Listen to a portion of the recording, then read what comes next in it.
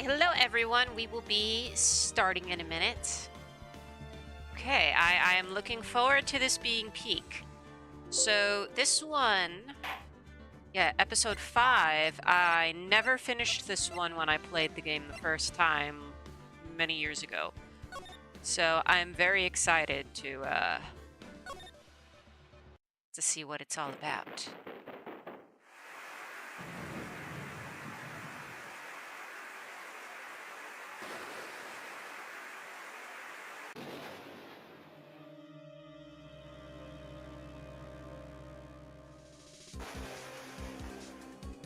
Okay, looks like we got... Oh, 2 people stabbings. Double stabbings, okay. Oh no, not the mascot!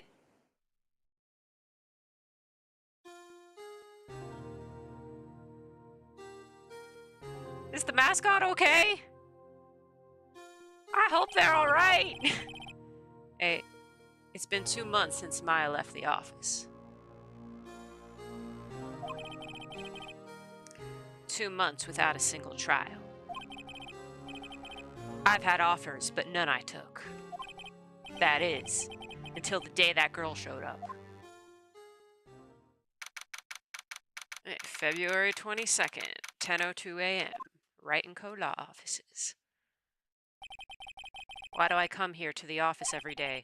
It's not like I want to work. There you are, finally! Where have you been? My sister's trial is tomorrow!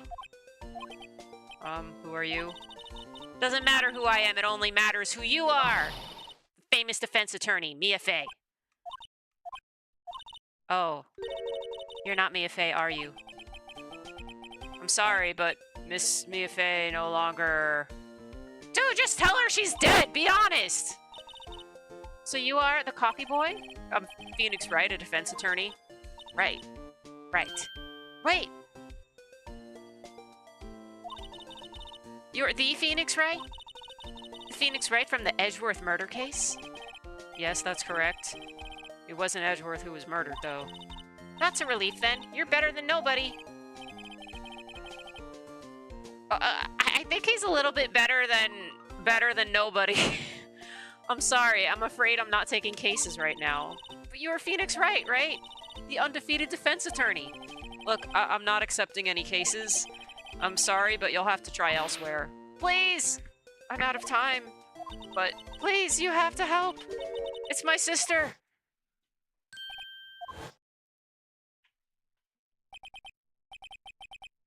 Hey, Maya, could it be? Okay, I'll hear you out. Really? Thank you so much. My name's Emma Sky. I'm a scientific investigator. Scientific investigator, okay, so... Let's see. Emma, was it? So you're a scientific investigator? Yes, that's right. Is something wrong? No, it's just you seem kind of or jumpy or maybe just young. Young? I'll be 16 years old this year. Okay, I see. Wait, so, yeah, you are a child. I'm set to be formally assigned to forensics in 3 more years. My work is becoming quite well known at my age, no less. So what exactly is your current position then? Well, legally speaking, I guess you'd call me an 11th grader. But I'm ready to do my job at my age, no less. Great, another future professional in training. So what's this about a case? You said the trial's tomorrow? My sister didn't do it! She wouldn't stab someone with a knife. She wouldn't. So, it's a murder case. You jump to conclusions. How do you know it's not just an aggravated assault case or an assault case? Just because there was a stabbing doesn't mean somebody died. They could have just been hospitalized. I don't care if there's a witness who saw her do it. She didn't do it. I know she didn't do it. It's a scientific fact. And there's a witness. Just talk to her. You have to talk to her. Right. I suppose I will. I promised her I'd bring Mia Fey, but... That's interesting. How would she know Mia? So, you want to be a scientific investigator when you grow up, then? Excuse me?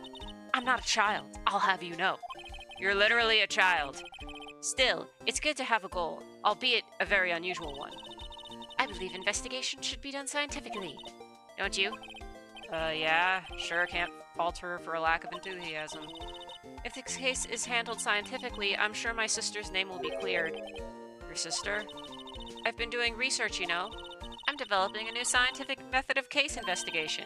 I'll show you when I'm done. I'm looking forward to it.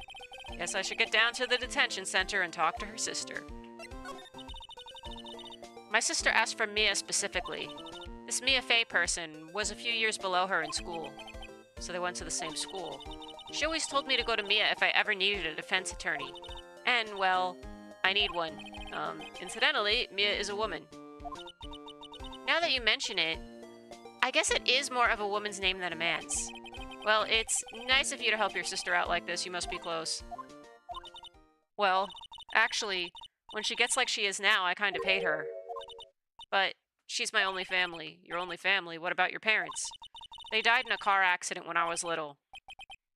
Are we going to be solving this car accident too? Perhaps.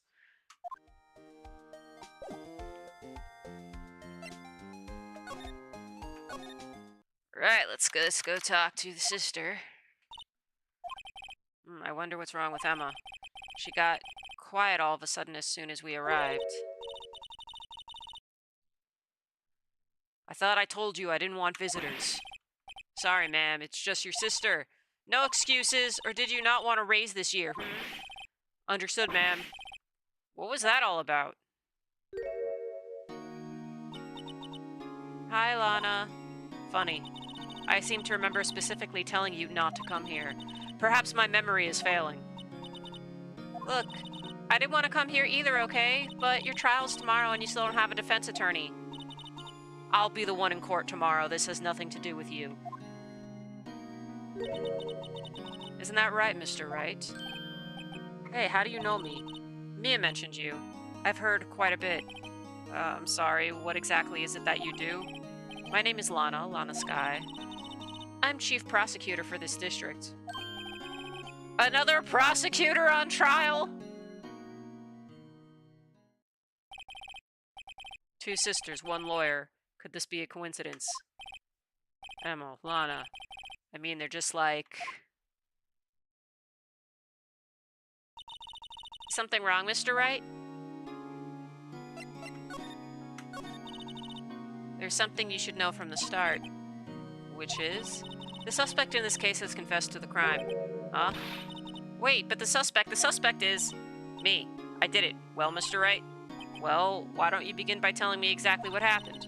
The crime took place yesterday, February 21st at 5:15 p.m. It's quite specific. It was in the witness's disposition. A witness clearly saw me committing the crime. That was a bit of bad luck, wasn't it? The crime took place in the underground parking lot at the prosecutor's office. The body was found in the trunk of my subordinate's car. The prosecutor's office? Your subordinate's car trunk? Classy. I was arrested on the spot, caught red-handed, as it were. Well, that's just great. So, who is the victim? An investigator with the police department? I suppose the correct term is detective. A detective? Death was due to a loss of blood. He was stabbed once in the stomach. By you. Death wasn't immediate, but the wound was fatal. I see. Allow me to repeat myself, Mr. Wright. The victim was a detective. You know what that means, don't you? What? Mr. Wright, what does it mean? Well, it means the police department will consider it a matter of pride to have me found guilty. They will use any means at their disposal to do so. This case gets worse and worse with everything I learn. So you're the chief prosecutor? That is correct. I'm responsible for overseeing every trial handled by prosecutors in this district. I make sure the prosecutors have what they need to do the job and manage every aspect. Those are my responsibilities in a nutshell. That's an awfully large nutshell. Still, I'm a little surprised. I would think you'd recognize the district's chief prosecutor, Mr. Wright, huh? In fact, it seems impossible you wouldn't. Lana, what happened to your hand? Oh, this? I cut myself by accident when I stabbed him, that is.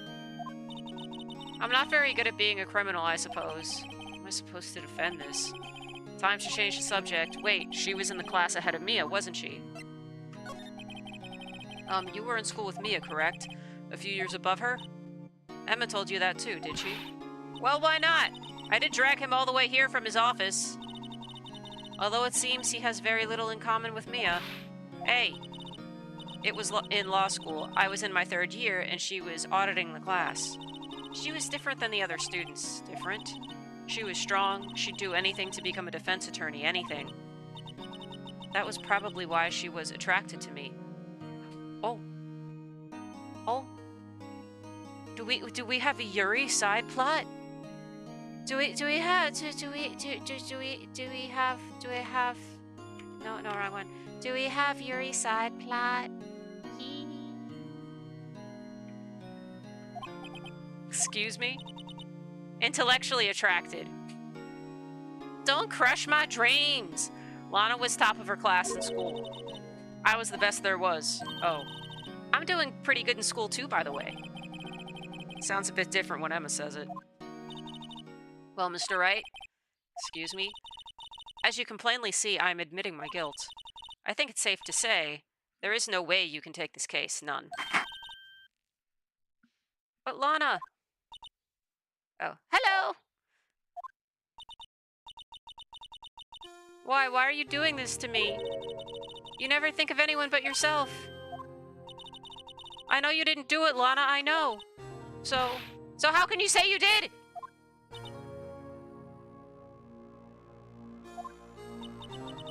If I lose you, I'll be all alone. I hate you, Lana! Mr. Wright? Yes? I believe our discussion here is ended. The rest, I leave to you. You mean you're requesting my services as your defense? Don't lose any sleep over it. Your client has confessed after all. The case is over. Right, I'll do what I can to get to the bottom of this.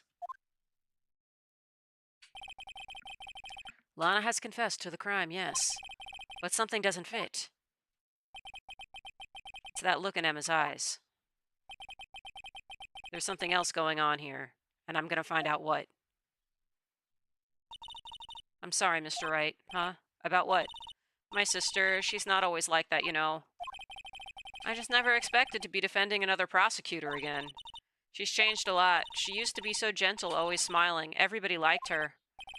I see. Sorry, but I'm having trouble imagining that. What happened to her? I don't know for certain myself. I think maybe she, well, maybe not. Sounds like there's something there that defies a simple scientific explanation. Let's go check out this underground parking at the prosecutor's office, shall we? All right, let's go to the parking lot. Okay, February 22nd, prosecutor's office, underground parking lot. So this is the lot where it all happened. Looks like they're still investigating. Funny that my first visit to the prosecutor's office should be like this. Yeah, man, Edgeworth hasn't invited you over yet.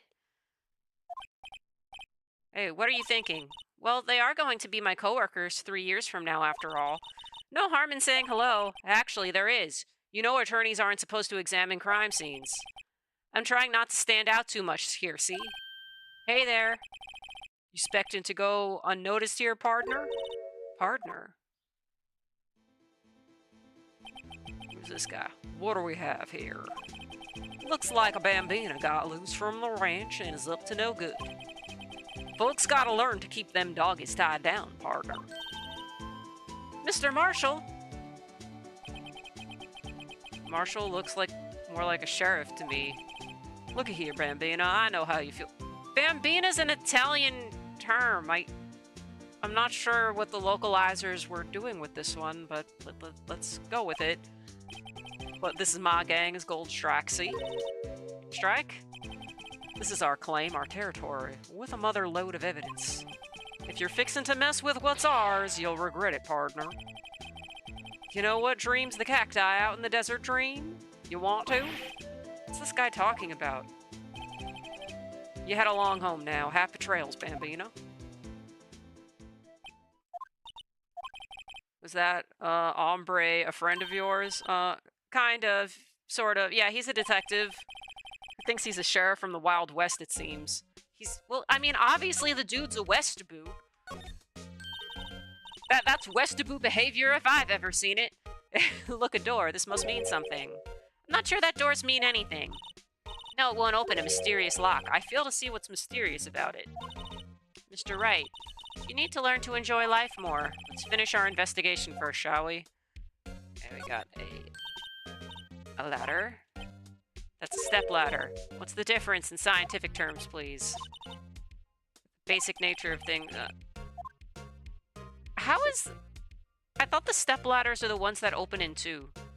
I guess that does open up. Okay, then let's see. What's this? A wallet? Excuse me, officer. Wait, what are you doing, Mr. Wright? What am I doing? I just found this wallet, so I'm handing it over to the police. I don't believe it.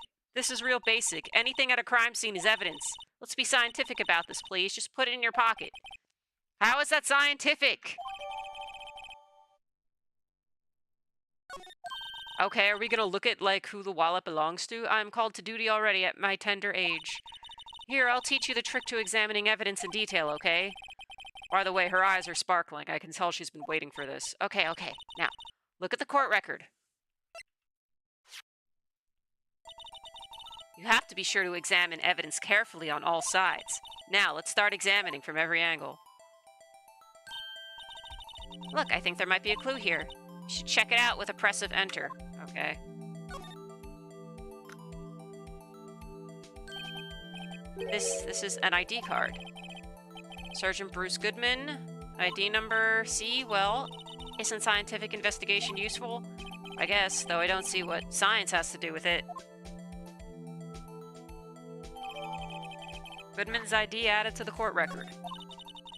Let's be sure to examine every piece of evidence we find. I guess I've got to be on my toes from now on. Okay, right. Examine more things. This is where the cars leave the lot. The arrow on the ground makes it look more like an entrance. What are you talking about? It's plainly an exit. Well, maybe it's both. Kind of a dual purpose. Aha, the theory of relativity. What, I've got to write this down. Hey, Mr. Wright. Maybe you know, was Mr. Relativity German, or was he British? Mr. Relativity. Are you sure that was his name? Wait, are you talking about Einstein? Einstein was German. And Jewish. This wall is in our way. It's got a faucet for water. Wait, I know. This wall is merely a facade hiding the truth. This is no wall, but a water tank. I fail to see how it makes any difference. Either way. Okay, we got barrels. An oil drum. Look like it's filled with water. It's heavy. I can't even budge it. The drum over here is on its side. Wait, I know. I'll hide in here and do a stakeout. I think you'll probably just get arrested. In fact, you may not even have to hide in the drum to get arrested. What? I'm not suspicious.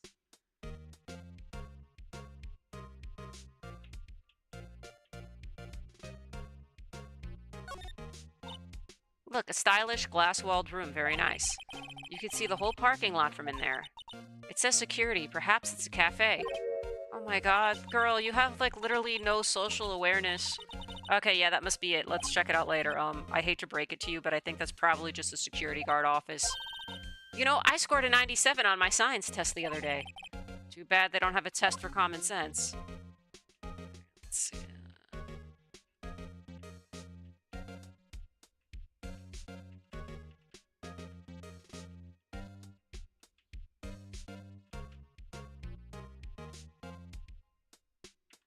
I think we got everything. Let's just go back to the phone. Oh no, we did not go to the phone. Here, a phone. Let's see if it works. Hey, don't touch stuff we don't need to be touching. I can't hear anything. My ears. No, my ears. Maybe it's due to the barometric pressure. What is she babbling about? Hey, what did you just say? See, you can hear just fine. The phone's broken. Oh, Q, I forgot we can slide. Okay, there's more stuff to check out. Well, no time to waste. Let's get hunting for clues. I wonder what this is. It's a truck. Well, partner, looks like you got no intention of going home quietly.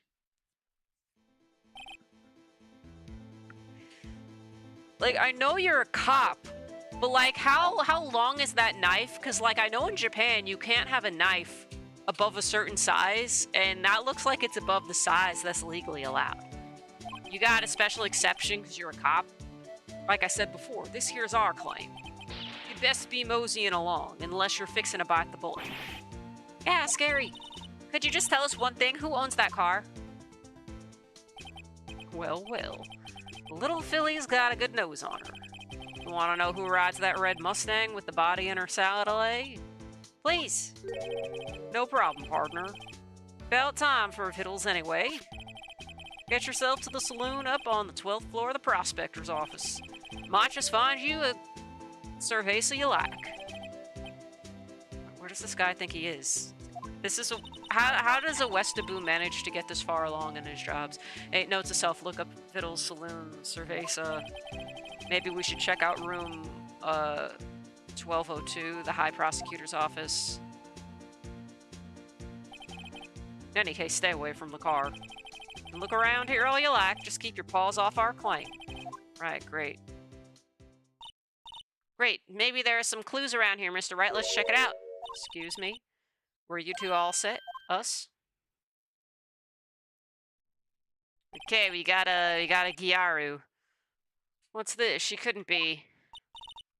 You're selling lunches here? This is a crime scene. Hello, half and half, was it? Oh, thanks. And you, sir? Yes. Some crunchy goodness coming at you. Thanks. Interesting way of doing business. This area is off limits to anyone without clearance, especially passers-by. Oh, are you officers? No, but you? You don't exactly look like the type to have clearance. Well, that's hardly a way to greet someone. I wonder if you're the murderer because you kind of look similar to the prosecutor lady. You look a little bit similar to her. Maybe she did it. Let's find out. Even if my days as the cough-up queen are over... What the fuck is that? What the fuck is she talking about? Is that something sexual? Cough-up? You know, I'm feeling kind of full. Maybe I'll pass on lunch. I'm quite connected to this case, you see. The images are burned into my eyes, you might say. Yes, all the sordid secrets. Secrets? Dear me, you are a slow one, aren't you? I'm referring to the murder, the stabbing of that detective. What?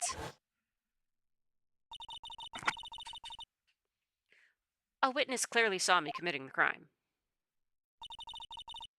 You mean you're the witness my sister was talking about?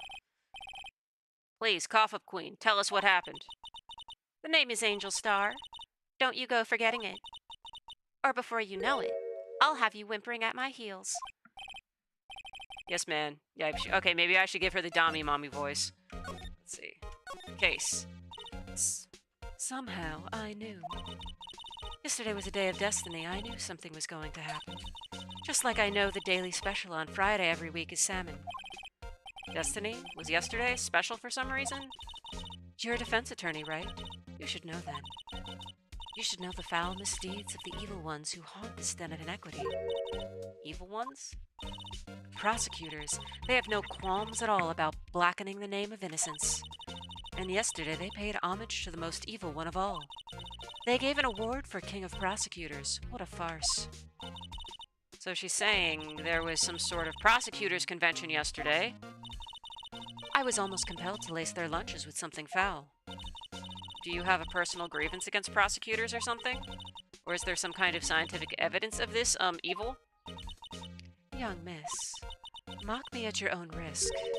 You'll soon find out why they call me Cough-Up Queen. What the fuck is this talking about? Are we gonna find this out? Okay. The most heinous of all the evil ones, the one they awarded yesterday. It was in his car that they found the body. Proof that he devours the evilest lunches of all. I bet you it was Edworth. I bet he was involved in this. Really? Really what? I'm totally confused. One thing's clear, this lunch lady has a thing against prosecutors. So, what exactly was it that you witnessed, Miss Starr? It was a fascinating spectacle, to be sure. I now feel I know what they say when they talk about a woman's wrath. To see Lana Skye wield that knife so... Her knife flashed in anger, bringing him to a sad end. It was truly a sight to see. You see, I support women's rights and women's wrongs. You mean you saw the very moment of the crime? The sound of his silvery ties to this world being cruelly cut still rings in my ears. And the rhythmic beat of Lana Skye's knife. Wait a second, you know Lana Skye? Of course. It's quite a feat becoming chief prosecutor. How many lunchboxes of sin did she pack to make that journey, I wonder? She always travels light. Now, why would this pretty lunch lady know the chief prosecutor's name? Could we ask you a bit about yourself, Miss Starr? I come here every day to sell lunches. I import only the freshest and best from the Far East. You're in Japan. What are you talking about? For some reason, the box lunches are a hit here. Why not make the lunches here rather than import them? Did you say something? No. Only true connoisseurs can understand. The kind you can only tell someone who has tried General Tso's Trilobite lunch set. What the fuck was the localization team doing with that? I have to wonder. Like, how different was this? Never mind, you win. I don't even want to appreciate part of a Trilobite's flavor. Anyway, I come here every day to sell lunches. My boyfriend works in the security room here at the prosecutor's office. Your boyfriend? See the security room over there? The glass-walled booth? I sell my lunches, and since I'm here anyway, I drop in to see him. Since you're here anyway, I guess selling lunches is more important than romance. So, to scientifically analyze the data available so far, you, Miss Starr, are a lunch vendor with an ulterior motive for coming here. Useful analysis, not.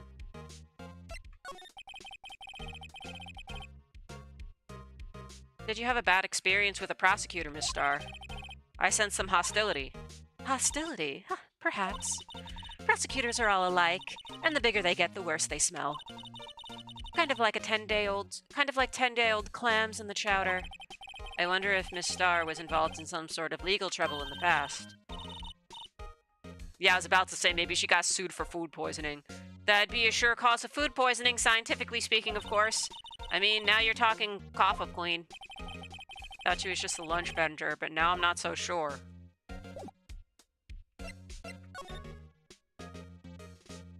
Okay, so we can't go in that other direction.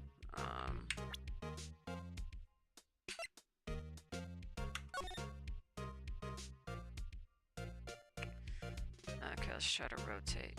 What's back here?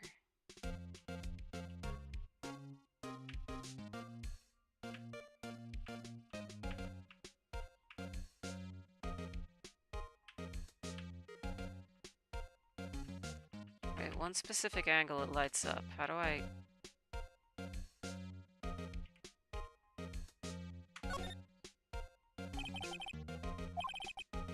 Oh, this is just what we saw before.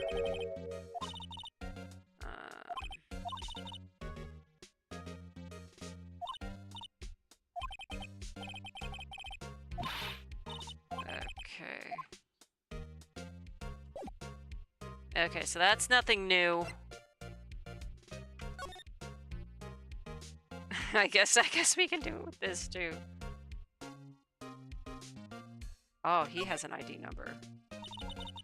So this is what the back of the badge looks like. I always thought it had a safety pin. Each badge has a number carved into it. That way you can tell which attorney it belongs to. You mean you couldn't lend your badge to anyone? No, I'd be found out right away. Well, that's no fun.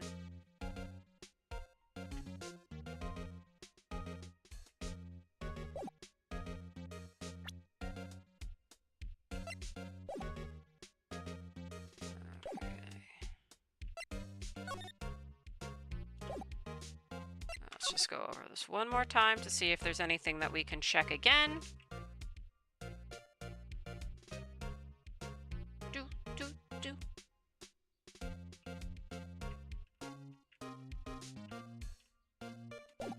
Okay, let's... Hey, new location.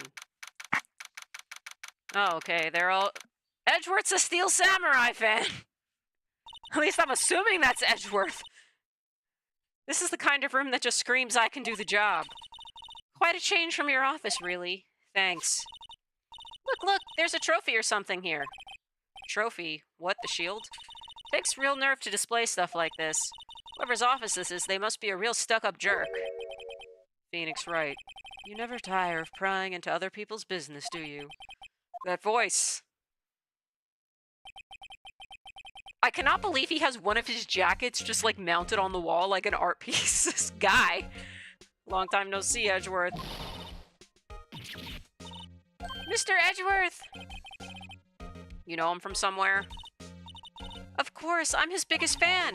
My sister introduced us once and... Right, her sister is the chief prosecutor after all. Well, what brings you here? I'll warn you, I've been known to be a real stuck-up jerk. No, did I? No. It was just Mr. Wright here. Hey, don't blame me. We're just here to investigate a murder case. Murder? Body was found in this nasty, bright red sports car in the parking lot. That would be my car. What of it? What? Your car? I'll say one thing, she certainly can scream.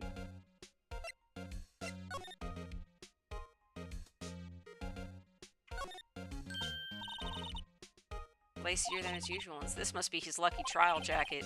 Lucky jacket, right. I've never seen him wear it. I'm sure there's a story behind why it's in a frame. Maybe I'll be naughty and take a picture. He's getting way too excited about this. My, what an amazing bouquet, just right for Mr. Edgeworth. No kidding. Hey, there's a card on it. Back from the dead, Wendy. Wendy? I've heard that name somewhere before. And besides it, a giant steel samurai! Wow, I want one. There's something written on the bottom of his foot. Between a rock and a hard place, Wendy. She Mr. Edgeworth's fiance? No, she is the annoying old lady. Yes. Here we go. I don't think so. He's gay, he don't got no fiance. Been wondering, what the heck is this? Has a big K on it. Prosecutors, huh? What's that? It's the King of Prosecutors trophy. King of Prosecutors? It's a great honor. They send that shield to the best prosecutor each year. What, so that K, that's... K stands for King? Yeah, you got a problem with that? I didn't design the thing. King of Prosecutors, kind of like Employee of the Month, only better. King of Prosecutors trophy added to the court record. So, that's the King of Prosecutors shield, huh? Well done, Edgeworth. You must be proud to be King of Prosecutors. Congratulations, King of Prosecutors!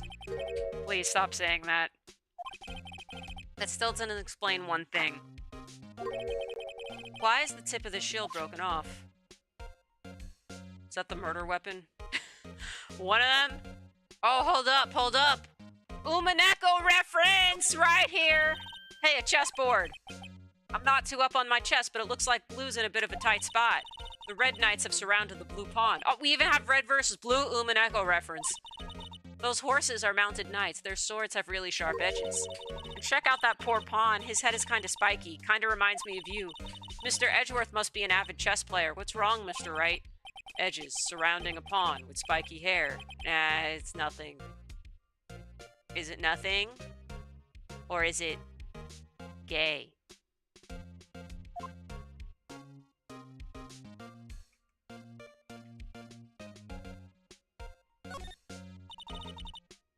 Mr. Edgeworth has such a comfy sofa. Sofas like this make me want to curl up and take a nap. I bet he pores over his case files here until the wee hours of the morning. Then he takes off his jacket, rolls up his sleeves, and goes to sleep using his arms as a pillow. I don't believe it. She's actually daydreaming about Edgeworth working. I bet in the morning he has sofa hair and little creases in his cheek from the seams. He's so cool. Sofa hair is cool. A work desk. It's quite tidy, as one might expect. What a nice desk. Easy to use and easy on the eyes. It's polished so well I can see my own reflection.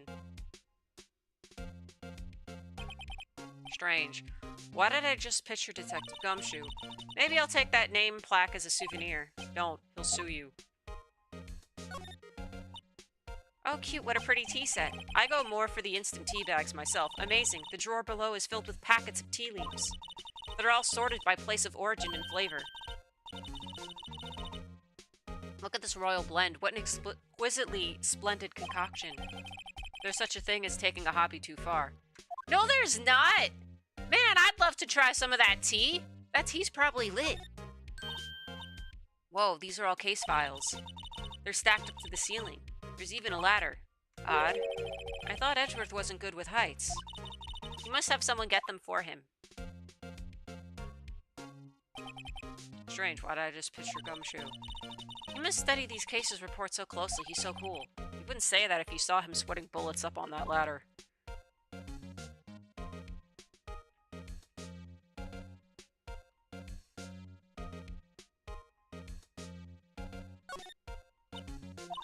Whoa, what a view.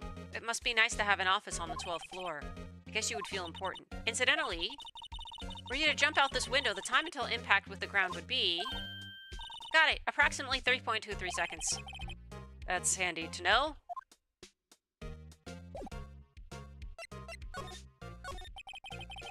So, the body was found in your car. Go ahead, say it right. You think I did it, don't you? After you went through all that trouble to help me last year, no less. No, we don't think you did it. I mean, it was my sister who stabbed him. Oh, wait, no, she didn't do that. I mean... Wait. So you're the chief prosecutor's little sister, then? Yes, sir, Emma Skye. It's nice to meet you again. No, that didn't sound forced at all. Now I remember, you've really grown. I'll admit it. It was a surprise for me, too, to think that my own car would become the scene of a murder. More surprising... You know, I feel like a sports car doesn't really fit Edgeworth. I feel like Edgeworth is more of a Rolls-Royce kind of guy. Like, you know, like he needs something a little bit more fancier. Like bit more fancy, a bit less flashy. So like a little bit of an old-fashioned, elegant-looking car. Not like a bright red Ferrari type car. I don't know, it just doesn't fit his vibe from what I can feel. Okay. I'm being forced to prove my superior's guilt. I can understand. Wait! What'd you say? Lana Skye is the chief prosecutor, the top prosecutor in the district. She can't prosecute herself, so I'll be the prosecutor at the trial tomorrow. I feel like you should be exempt from this because your car was part of the crime scene. You, Mr. Edgeworth? Chief Prosecutor Skye, yes. We first worked together on a case 2 years ago. It was my first big case. That's right, I remember. 2 years ago, I wasn't even a lawyer yet. Since then, I always felt that she was looking out for me. It appears I was mistaken. Mistaken? Why? I mean, I know she's not the warmest person. But I'm sure she felt some responsibility for you. Then why? Why'd she stab someone in the trunk of my car? Not only that, she stabbed him with my knife. What? Mr. Edgeworth, your knife was the murder weapon? To be specific, it was the knife I keep in the toolbox in the trunk of my car. Edgeworth? What? Are you sure you didn't do it? Come on, can't he take a joke? You have a strange sense of humor, Mr. Wright. To be honest, it's a bit of a miracle I'm still here at all. What do you mean, rumors? You've heard the rumors about me, haven't you? Are the rumors that you're gay? Because I'm pretty sure that's true. Miles Edgeworth. It's hard to remember a time when there weren't rumors about this guy. Forging evidence, arranging false testimony, illegal searches, you name it. Thanks to you, my innocence was established in the trial at the end of last year. However, there are some who say I'm the one responsible for the current incident. What? That's crazy. Some people need very little excuse to think ill of others. It's a fact of life, impossible to stop. But some of them even go so far as to present me with toys like this. They think it's funny. Toys, that bronze shield. There's gotta be a story behind that one.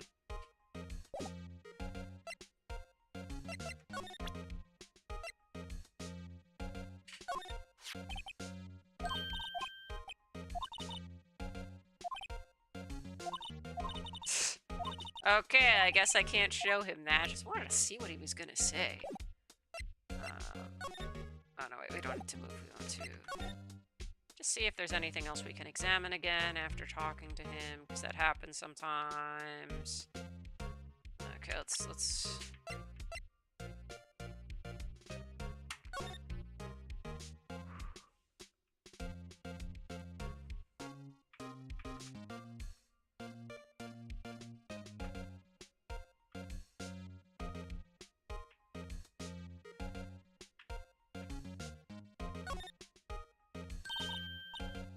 There's a metal plate here. It looks like the names of all the previous recipients are engraved on it. Wow, one guy's listed a bunch of times. Von Karma. I guess he must be a foreigner. Oh, yeah, that's probably it. Well, wherever he's from, he must have been an amazing prosecutor. Like to meet this Mr. Von Karma sometimes. When she says it, his name does have kind of a ring to it. He's in prison, girl.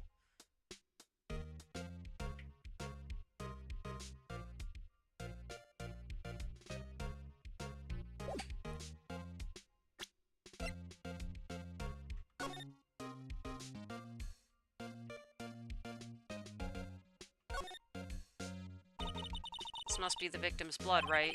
Either that or Edgeworth cut himself peeling an apple. What's Edgeworth doing with a knife like this anyway? Hey, maybe he spends his weekends roughing it in the wild. Edgeworth? In the wild? I think my fruit peeling theory is more likely.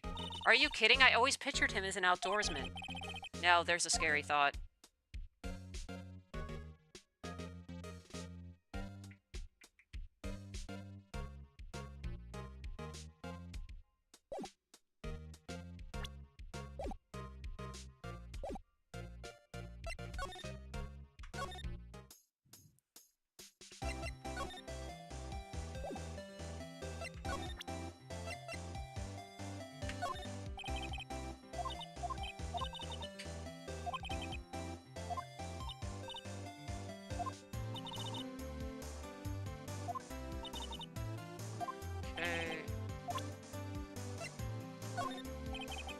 Take a look at this. Okay.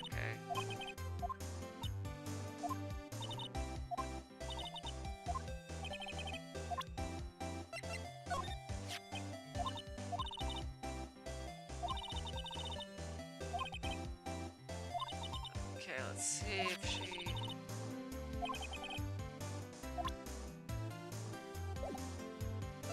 Okay, so she has nothing of interest. Let's... Okay, she's not there anymore. Let's go back here.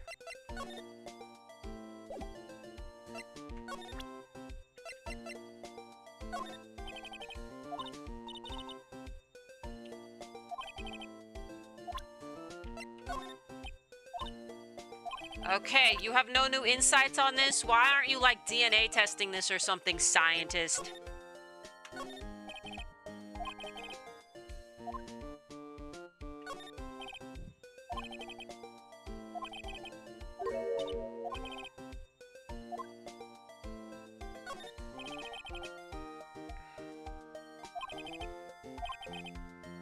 If you're not able to read these legal books, why did you manage to become a defense attorney? I think as a baby lawyer, that's what you do a crap ton of. I sit here even less now that I've stopped taking cases. I ought to at least dust it off once in a while. How are you making money if you're not taking cases? How are you paying the rent? It's like it's cleaning day again at the hotel across the way. I hear they're planning a second branch outside the city. Yeah, it's the bellboy was staring right at me.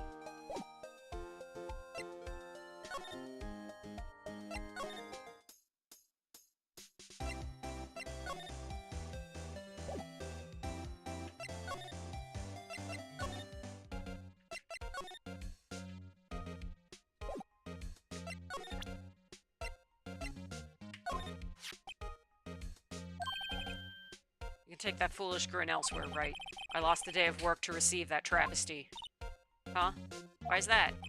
I had to go to the police department to receive that broken shield. The police department? Yes. Right next to the police station downtown. You've been there, haven't you? Where Detective Gumshoe works? Yeah. I was wondering something about your shield. Why is it broken? What does it matter? I've got more important things to worry about. Oh, right. He doesn't seem too concerned about this award, his award for better or for worse. Yesterday was a very busy day for the prosecutor's office. Maybe we should ask him more about yesterday. It's against my policy to discuss evidence. Okay.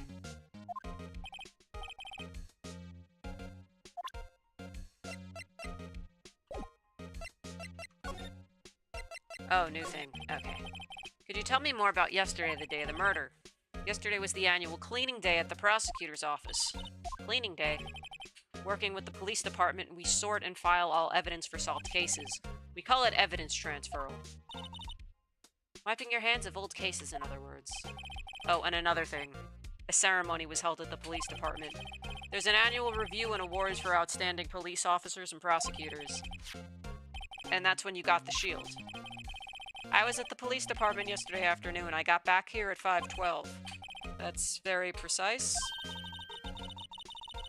People like myself and Mr. Edgeworth pride ourselves on our precision, Mr. Wright. No, I place little faith in my memory. The only thing I trust is solid evidence. Okay, we got a parking stub now. This is the parking stub from the underground lot. The murder took place around 5:15. So the murder happened right after you got back. What right? I'd appreciate it if you direct the suspicious glare elsewhere.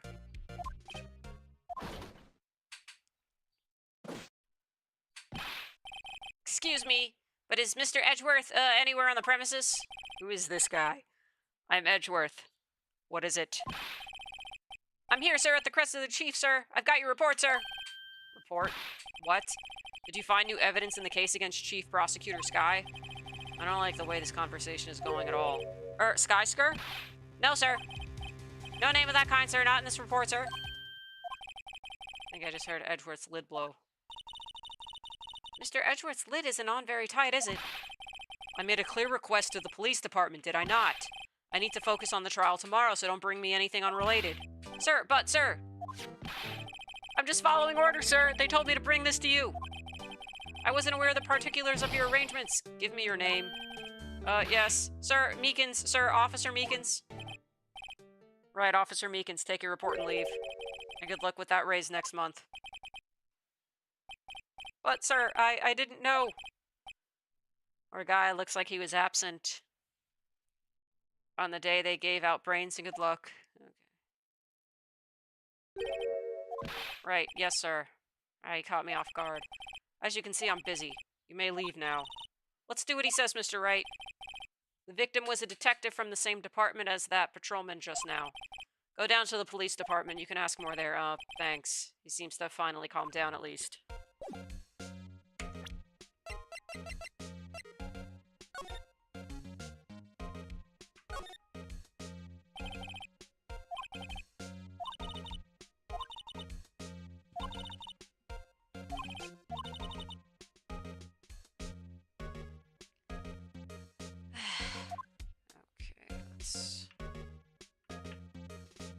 Nothing on the other side. Normally there's stuff on the other side for these. Okay.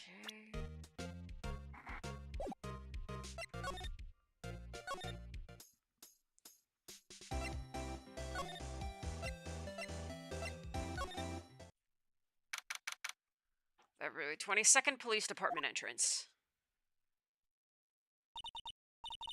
We're finally here. Why would they put the police department so far away from the prosecutor's office? Beats me. That took almost 30 minutes by taxi, and traffic wasn't even that bad. The police department, huh? I've only ever been to criminal affairs next door, huh? Hold on, what's that? Oh no, what happened to his little hat? Disturbing. Why does it undulate like that? Oh wait, I know. This is the Blue Badger. They're trying to make him the police mascot. Well, Mr. Wright, you sure know a lot about the police. Still, he does seem familiar somehow. Forget that Blue Badger. Who's that next to him? Someone appears to be dancing with the Blue Badger. Oh, he noticed me. He sure is running over here fast. Hey, pal. What are you doing here? That's my line, Detective Gumshoe. Specifically, why were you dancing over there? What, Well, at least he doesn't seem to be busy. This is our chance to get information. Hey, I'll have you know I'm a very busy man, pal. give you one word of advice, pal. You better not agree to defend the suspect in this case. Why not? Well, it's just that the chief prosecutor has confessed to the crime. She says she summoned the detective to the prosecutor's office and she killed him. But what if she's not telling the truth? Yes, well, no. Come on, pal. There's plenty of evidence against her. But what if the evidence was faked? Hey, pal, can I speak to you for a second? Oh, me? Why is this little girl so peeved at me? She's a relative of the suspect. She's Lana Sky's sister. Whoa, the chief prosecutor's little sister. Just please investigate this case carefully, okay? Scientifically. Yes, sir. Oh, by the way, you might want to keep your voices down. You don't want to be overheard using words like faked. Huh? It's a sensitive issue with us these days. So, what are you doing here, Detective Gumshoe? Me, oh well, nothing really. They kicked me out of criminal affairs. Detective Gumshoe, what'd you do this time? What do you mean this time? And what happened? I know things are busy right now, I mean, with my sister's case and all. It's true. We've never had a chief prosecutor murder anyone before. Only the highest ranked people are being let into criminal affairs now. Lowest ranking guy in there is our chief of detectives. They're not letting any of us rank and file detectives in at all. None of you? I know this is an important trial, but isn't that a little odd? So anyway, I thought I'd spend the day getting the Badger dance down pat. Isn't there anything else you could be doing? The chief of police himself is directing this investigation, pal. An Officer Marshall was assigned to the underground parking lot. Officer Marshall. Now that I think about it, Emma did seem to know that Marshall guy. Patrolman in charge of a crime scene. It's unheard of, pal.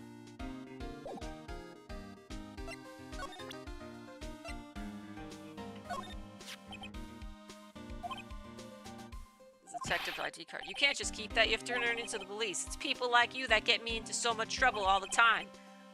Okay, he must drop his card a lot. Let's see. Bruce Goodman. Goodman? Sounds familiar. Nah, my mistake. Now I remember! Bruce Goodman. He's the victim! That's what I thought. Can you tell us more, Detective Gumshoe?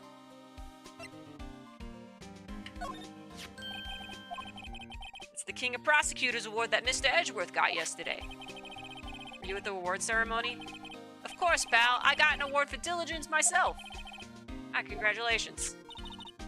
I was wondering, why is the award a shield, and why is it broken? Oh, there's a reason. I'll tell you what it is later. But I was proud of Mr. Edgeworth for winning that award. Even with all the naysayers in the prosecutor's office. Naysayers must be because of the rumors. Found in Mr. Edgeworth's car, stabbed with Mr. Edgeworth's knife, huh? What would drive Chief Prosecutor Sky to do such a thing? Wait, I mean, sure, of course, someone else really did it. Someone who must have a grudge against Mr. Edgeworth. The car and the knife do seem a little too well organized to be a coincidence. Mr. Edgeworth, what could have happened? We have to find out a little more about what's going on with Edgeworth.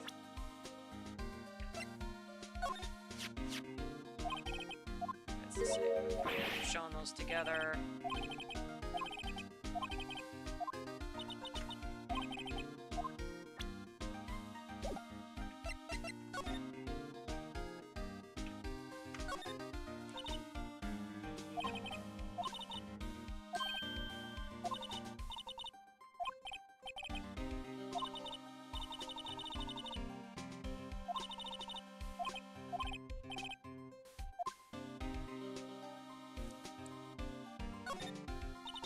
Banner here is announcing crime fighting campaign.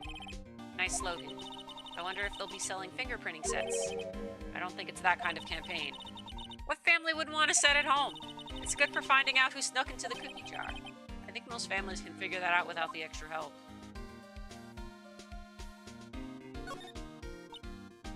Mr. Wright, do you know why patrol cars are painted black and white? No idea why. Well, I think they're designed after a panda. A panda. Not that I have scientific proof, it's just a theory. Do you mind me asking how you came up with that theory? It was when I was on a school trip. I saw a patrol car and it came to me. We'd just been to the zoo, see? What about zebras? Or did they not have those at your zoo? Look at that patrolman is saluting the other guy. He must be a detective. And then I said, hey, you do that, your soup will get cold, buddy. That's hilarious, sir. I laughed so hard I cried. Guess he wasn't saluting. He was wiping tears from his eyes. They make a good pair. Detectives look pretty busy.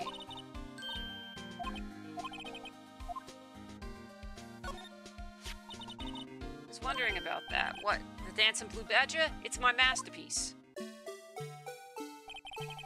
You made this, detective? The chief threw together some designs and I just did my thing, pal. Nice work. It's battery powered, so it can go anywhere. There's no switch, so it just dances until the batteries die. Poor Blue Badger, fated to dance until he drops.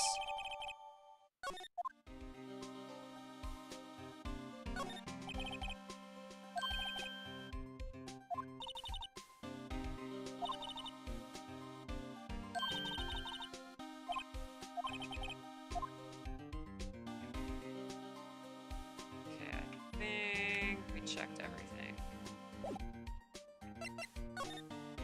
Oh, and there's more stuff to talk to him about. Okay, so this ID card belonged to the victim. He was a detective like myself. Detective Bruce Goodman. Don't you think it's strange? I mean, why would the victim's ID card be lying on the ground where we found it? Well, Detective Goodman should have been at the police department yesterday. There was an evidence transfer for a case he handled 2 years ago. Evidence transfer, Mr. Edgeworth mentioned that too. But Detective Goodman was killed at the prosecutor's office. Well, that's the thing, it's hard to say this, but... word is that Chief Prosecutor Sky called him out there to the parking lot. And Lana's confessing as much. He's in a tough spot again. Again.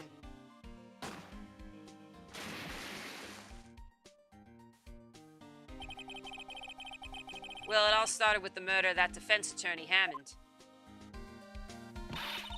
But Mr. Edgeworth was found innocent. Listen, pal, there have always been rumors about Mr. Edgeworth. Forging evidence, making deals with witnesses. Nothing outright, but there were always whispers and rumors. Ever since he was accused of murder, no one's whispering. They're practically shouting.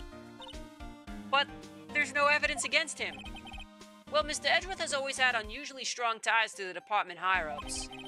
It's only natural that people would be suspicious. Had no idea he was under the gun. Anyway, this latest case has started a new rumor.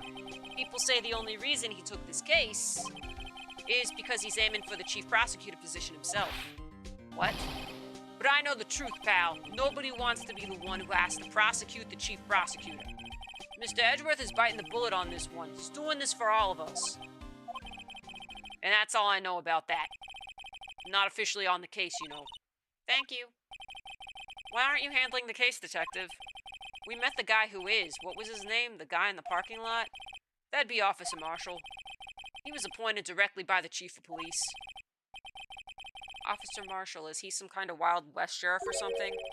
No, Jake Marshall's just a regular officer. From West LA. Is this guy actually supposed to be from America, or did the localizers just say that? Did the localizers just say that? This is so confusing. Okay. For a moment there, I wasn't sure. Look, pal, let me try to make things a little easier for you. Show them this and they'll let you examine the crime scene, maybe.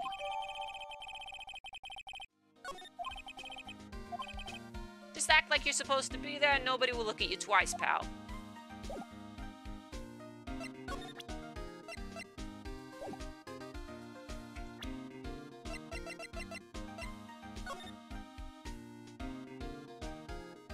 Okay, well, I guess we cannot. Can't turn around the guy. Badger guy. Hey, look here. It looks like something's been crossed out. Maybe it was a letter or something to Detective Gumshoe. Let's see. Annual bonus, $20. I think a couple zeros are missing. No, that sounds about right, at least in that detective's case. Maybe I should rethink my career as an investigator.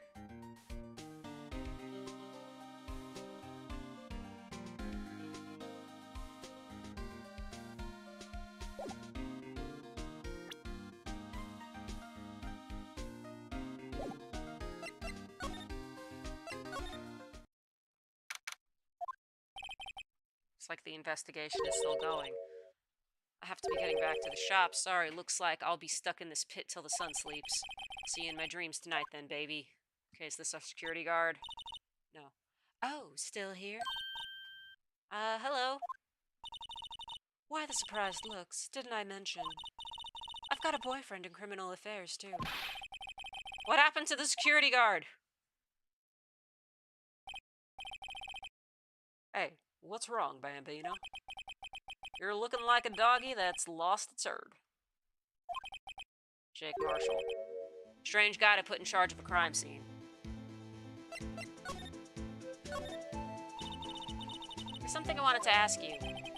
The scene of the crime, a cold grave for men who've lost their dreams. And me, I watch over them as they sleep, dreaming of the desert's harsh judgment. He's asleep. Well, should we show this hopeless case something to catch his interest? There's something I wanted to ask you. Scene of the crime. Okay, same thing. I guess we gotta show him,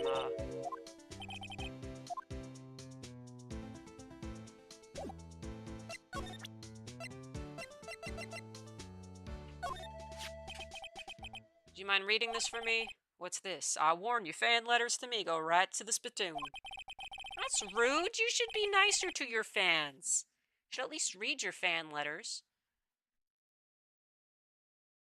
Oh god, it's Rise from the Ashes time. We will see how this gets. We're still very early into the case. It's a letter of introduction from Detective Gumshoe. May we investigate? Gumshoe? Ah, that old cow dog? He holding a birthday party or something? Huh? Look, where it should say letter of introduction, it says invitation. I think he just miswrote it.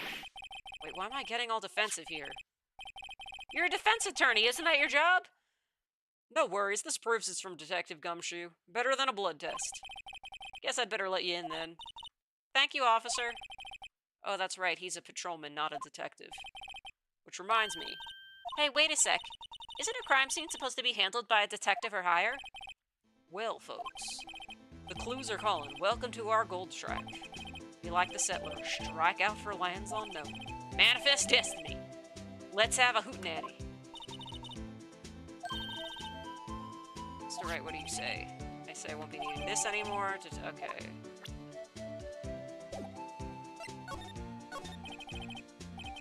Could you tell us more about the victim? Good men always die young. Remember that part.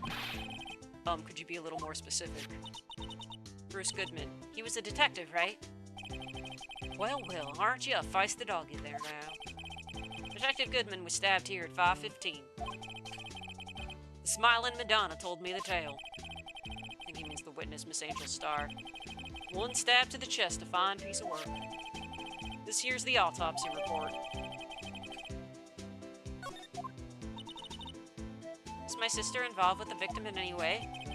Funny you should mention that, Bambina. Chief Prosecutor Skye and Detective Goodman had nothing in common at all. Nothing in common? They apparently worked together on a case a few years back, so there's no motive. Goodman wasn't a particularly gifted detective. That's one reason why he didn't do much work with the chief prospector. But my sister called the victim here on the day of the murder, right? Here to this parking lot. So it seems, like calling an unarmed man to a shootout at high noon. I don't mean any offense, but Officer Marshall, you're a patrolman, right? Not a detective. You calling me out? They shoot you for that in Texas. Huh? I was one of them fancy shoot detectives till 2 years ago, to tell you the truth. Oh really? Now he tells me. But you're a patrolman now, so how can you be in charge of a crime scene? Nothing gets by you, does it, Bambino? So, why are you in charge? No reason. We're just short on hands right now. I'm keeping an eye out in the meantime. That's odd, though. Detective Gumshoe was saying he had nothing to do. Nothing important, at least. He's nothing but a sad old cow dog that can't find a tail. Maybe it's because he runs with that Edgeworth, eh? Edgeworth? That cow dog's been kicked out of this cattle run by order of the chief of police. Just you don't realize it yet. Detective Gumshoe kicked out of the investigation.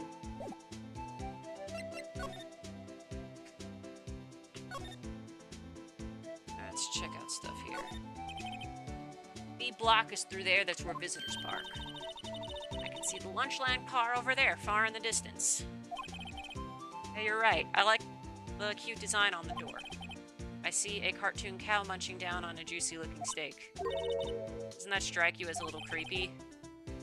Just don't think about it too deeply and you'll be fine. No, it actually is extremely messed up. It's extremely messed up. It's part of this thing called cognitive dissonance. Man, I forget the name of the specific animal rights literature that actually, like, talks about this psychological phenomenon of, like, where they show, like, happy animals advertising cut up parts of animals. It's weird. I don't know, just... Let's see. This appears to be the car where the body was found. Looks like the lock on the trunk is busted. The crime took place in the underground parking lot of the prosecutor's office. The body was found in the trunk of my subordinate's car. Quite a luxury car. It just screams, I have money to burn. Yeah, prosecutors get the big bucks.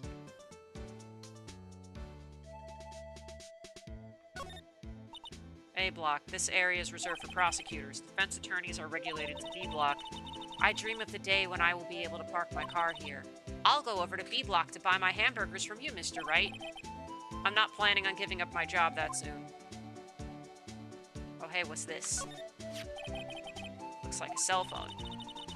Scientific analysis would suggest this belonged to the victim. I can't think of anyone else it could belong to.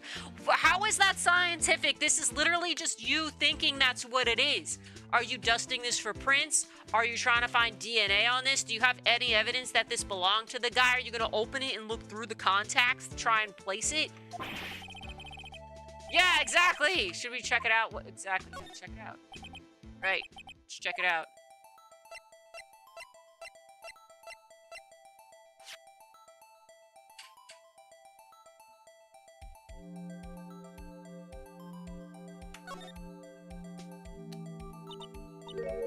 This phone's still on the redial screen. Redial? Mr. Wright, most phones keep a record of all the calls you've made and received. You just press a blue button to display the last number you called. Convenient, isn't it? I'm surprised you didn't know about it. Sorry to disappoint you, but even I know about things like redial. Oh, I'm sorry.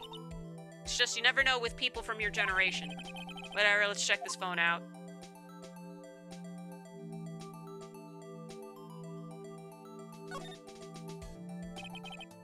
Now to see who the owner of this phone called last. Note to self. A defense attorney doesn't think first, he just pushes the button.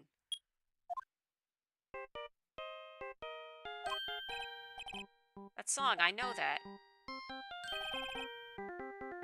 Hey, what's going on over there? Oh, sorry. I see you, partner. You pressed redial on that there phone, didn't you? Oh, well, yeah. Whose phone is this anyway? It was on the ground over there. Whose is it? That belongs to Chief Prosecutor Skye. What? It's my sister's.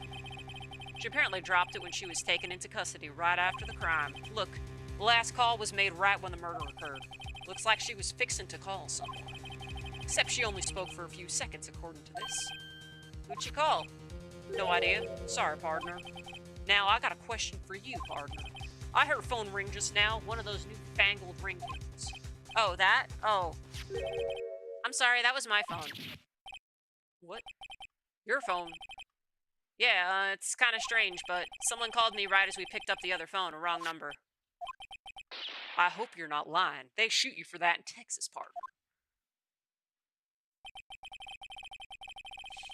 I don't think they can just shoot you for that in Texas. Now, you could shoot people for self-defense in Texas, but, like, just for picking up your phone and telling a lie, I don't think they can shoot you for that. You know why? Texas has the death penalty. And I'm pretty sure they have the death penalty to, like, discourage people from shooting people for stupid reasons. I mean, okay, you can make arguments about, like, self-defense and stand your ground and this and that, but, I mean, this clearly is not that. I've incited the wrath of the Lone Star Patrolman. Cell phone added to the court record. Okay, it's a good thing he didn't steal that cell phone from us. This rope, is it? Yup. They laid it in the outline of the victim's body. I heard they don't do that anymore. So wait, the victim must have died when the killer closed the trunk on him. We've got to be the only person that would come to that conclusion.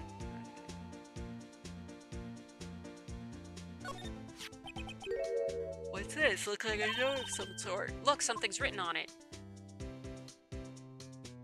675 12. Oh, 67S, okay.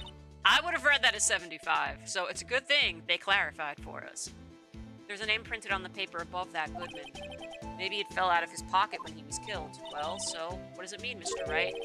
How am I supposed to know? Note to self. For deductive reasoning, go to Edgeworth, not Wright. I'm sure Edgeworth wouldn't know what this means either. Goodman's note added to the court record.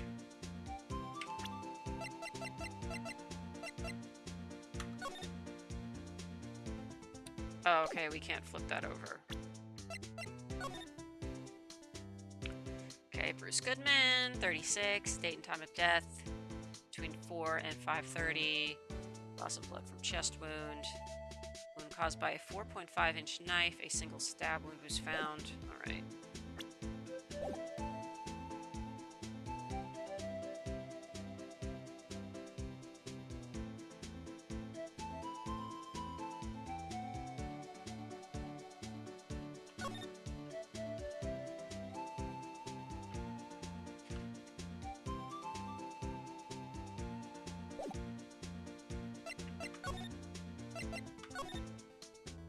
So there's no connection between Goodman and my sister.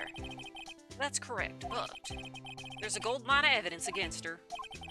And the prospector tomorrow is none other than Edgeworth himself.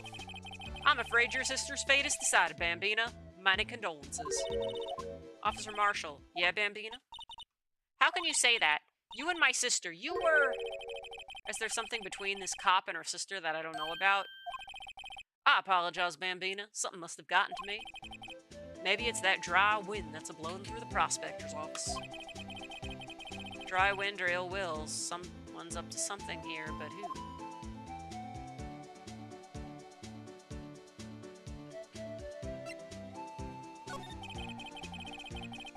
Suspicions about Mr. Edgeworth have been flying around for nearly 2 years now.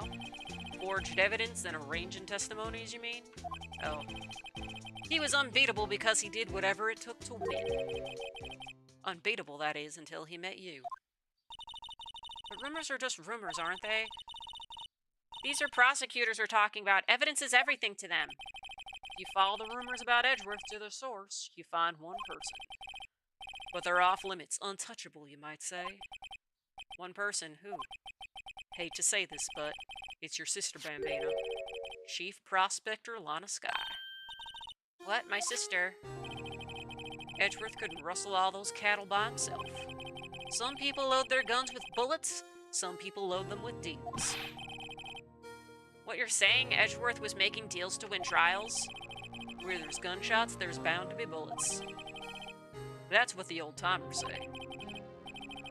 There's a big old secret hidden around here somewhere, everyone knows it. Is that why Detective Gumshoe was taken off the case? They targeted him because he was closest to Edgeworth. So, well, how are we doing, Mr. Wright? I guess we've got some clues. We have an autopsy report, a note from the victim, and a cell phone. So you think we'll be okay? Well, the only thing still bothering me is that Lana is confessing to the crime. She says she did it. No problem. I can guarantee that she's not the criminal. Oh, by the way, Emma, yes. I know that song your phone plays when it rings. What? It's the Steel Samurai's theme song, isn't it? That popular TV show for kids. The phone that rang out earlier wasn't mine. It was yours. At 5:18, just after the murder took place. Your sister called you, didn't she, Emma? I'm sorry. Can you tell me what you talked about? She hung up right away. I see. The detective is murdered and the suspect is the top prosecutor in the district. I've got a bad feeling about this. Like maybe I still don't know everything that went on here. Okay, our first to be continued screen. And it's only been longer than an hour.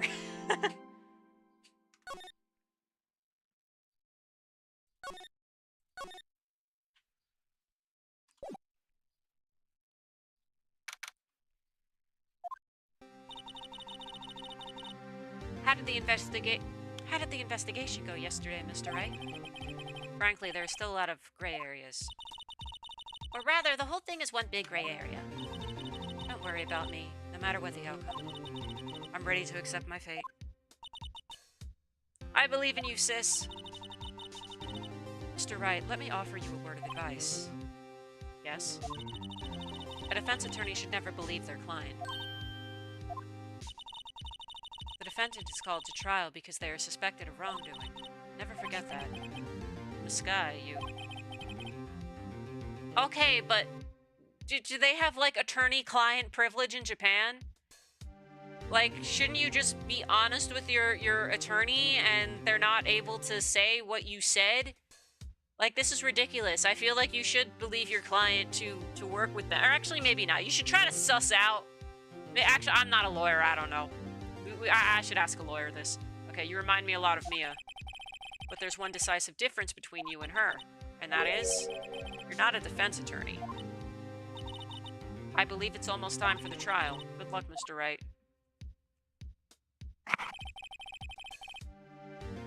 My first trial without a Fae helping me. No one's gonna bail me out this time. I'll be alone in there. So I have to discover the truth all by myself. That's okay, you got a crazy teenager to help you again. Better than nothing. Let's do it, Mr. Wright. I'll be with you the whole way.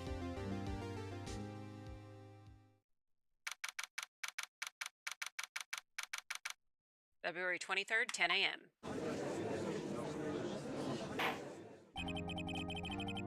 Hey, court is now in session for the trial of Miss Lana Sky. The defense is ready, Your Honor. The prosecution has been ready for a while, Your Honor. Edgeworth. She's gotta flex. It's been 2 months, but I haven't been in a courtroom since his trial.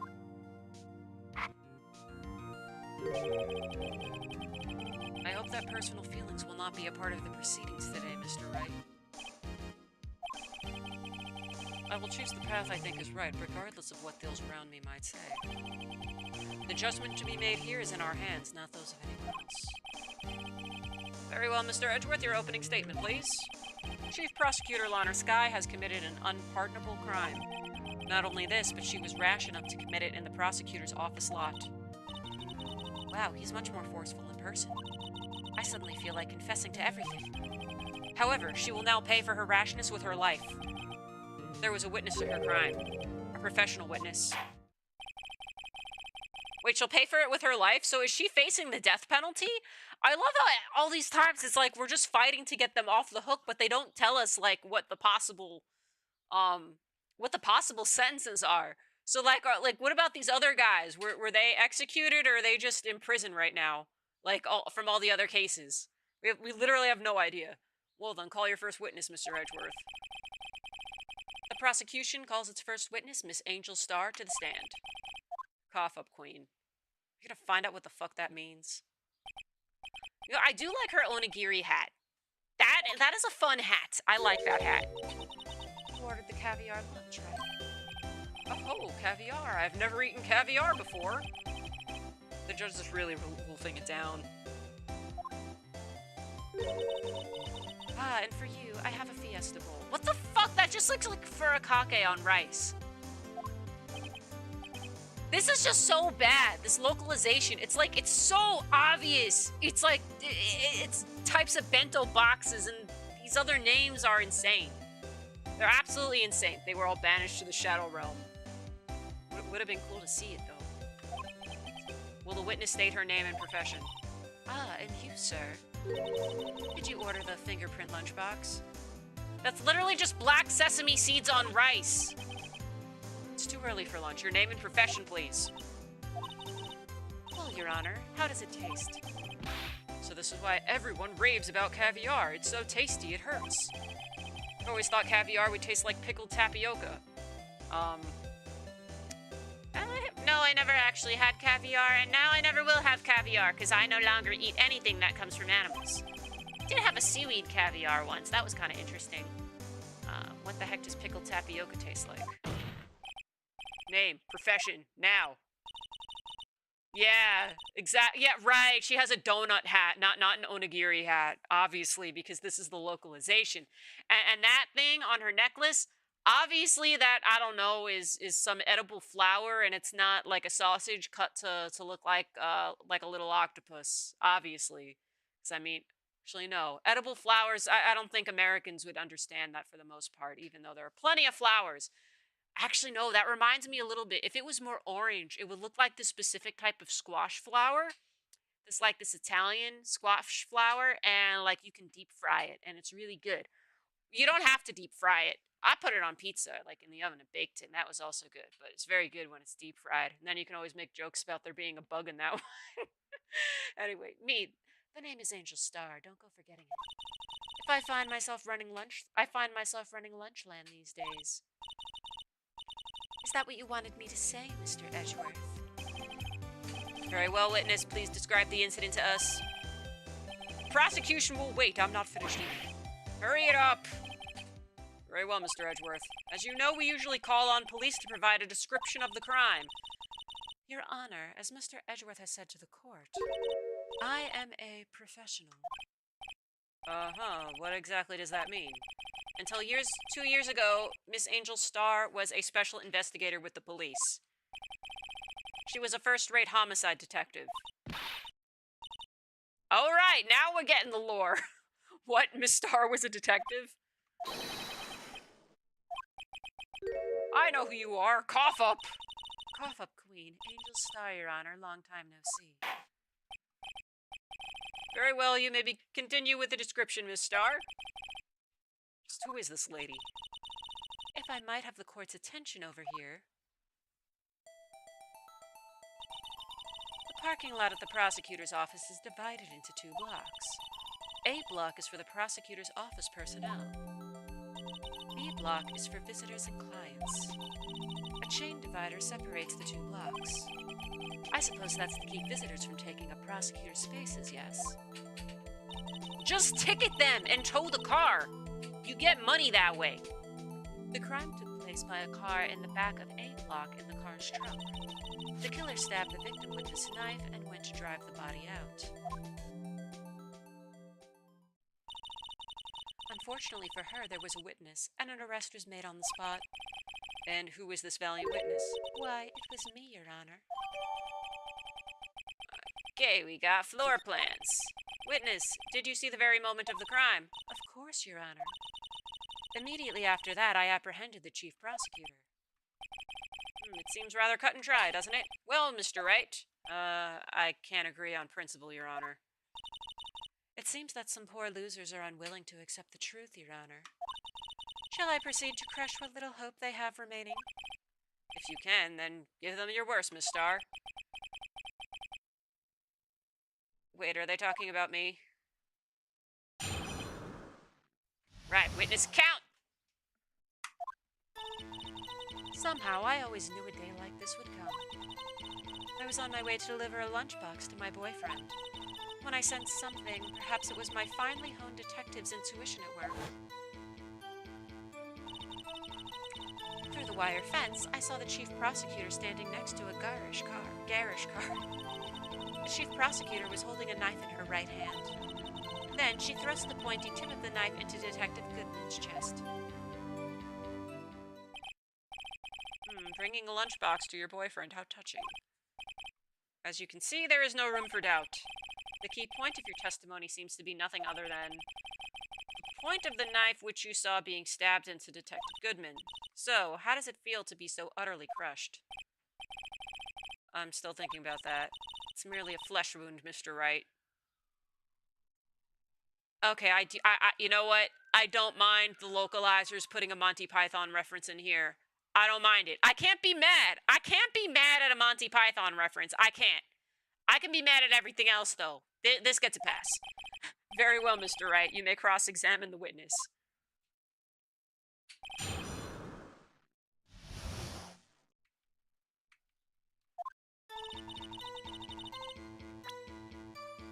Okay, we're gonna save in case I fuck this up.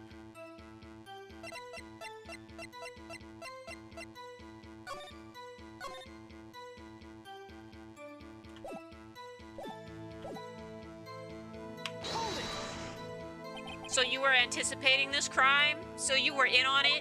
Yeah, how'd you know? I respect the prosecutor's basic abhorrence of crime. Yet their methods are ugly and twisted. Twisted methods will always lead to tragedy.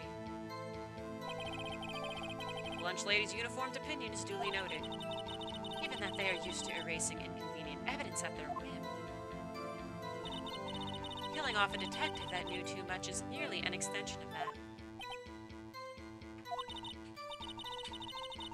Miss Starr, do you have something personal against prosecutors?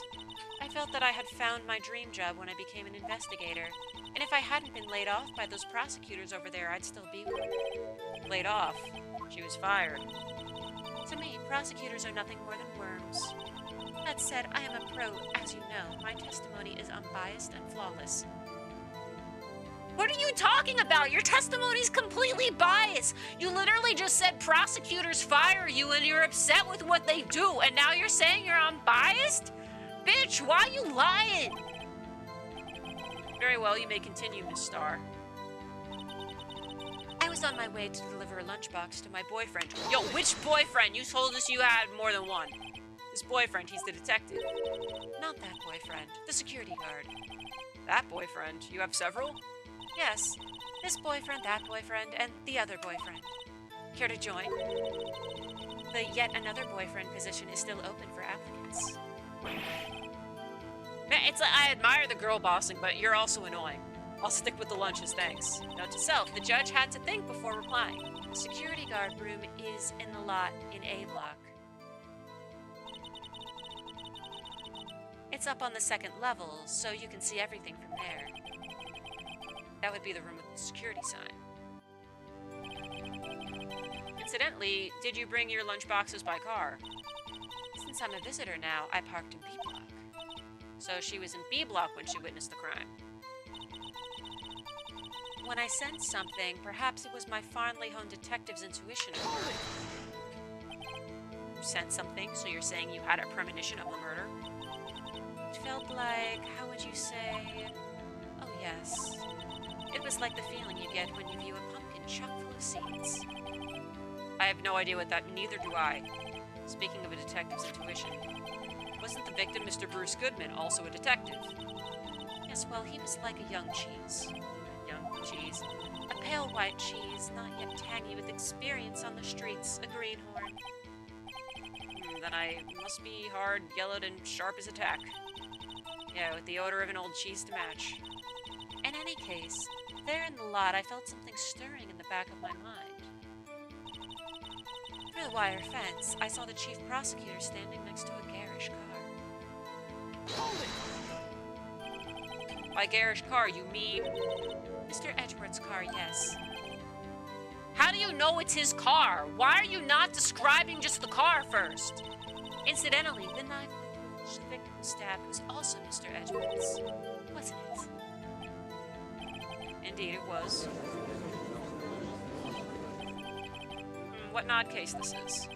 And the person you saw, you were sure it was the defendant? I saw her from no further than 30 feet away. I am certain it was her. She's telling the truth, we're doomed. Let's just do what we can. Even if we don't have any proof, we can always nitpick. Witness. In your testimony, you clearly stated the following.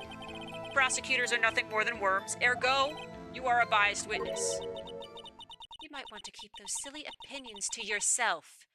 In the future, rookie. Huh? Rookie? Unless you're willing to risk the consequences of doubting me.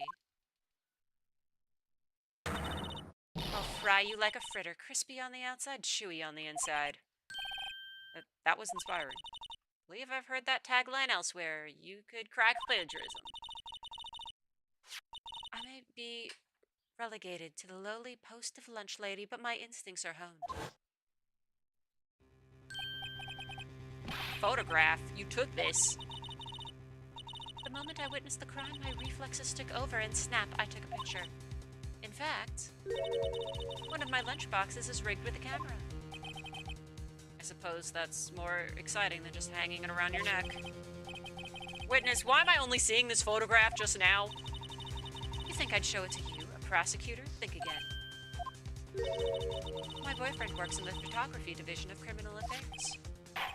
Well, this is most certainly the defendant. The moment of the crime as photographed by Angel Star. Oh, that is unmistakably Lana Sky. So what was the defendant doing at the time?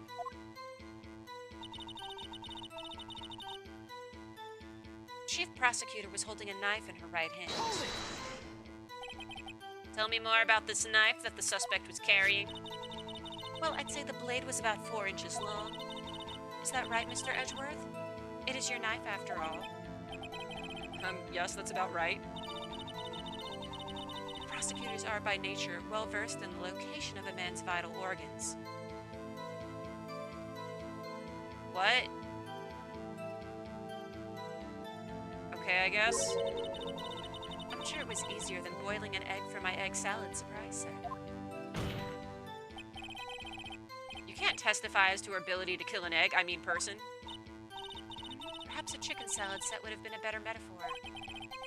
So, the defendant was holding a knife. What then? Then she thrust the pointy tip of the knife into Detective Goodsman's chest. Tell the court why you didn't try to stop this crime. You did see her raise the knife to strike, no? Unfortunately, by the time I realized what was going on, it was already too late. Too late? Yes. The next moment, the chief prosecutor brought down the murder weapon. I see. It's only a flesh wound, Mr. Wright. We can make it. You said that before. Anything else? Scientifically speaking, Miss Starr's testimony is flawless. What do we do? Is this it? Is my sister guilty? Let's just keep our heads cool and press the witness a bit, shall we? Okay, don't smile like that. Alright, so let's go back to look up what we got. Okay.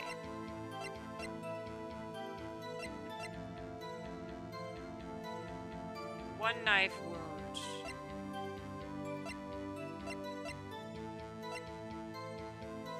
Man, this is annoying. I have no idea what to present.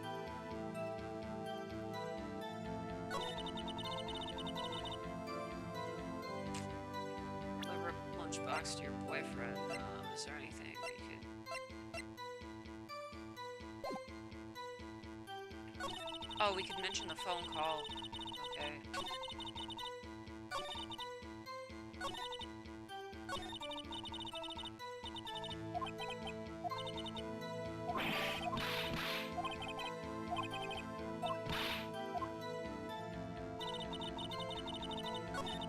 I'm gonna try taking out the cell phone.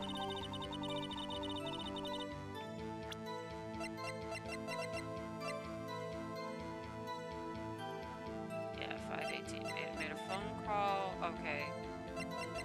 Yeah, if she just saw this happen. Died within an hour and a half of 4 p.m. Okay, 5:18. That's within the time frame. Okay, we will try pulling up the phone.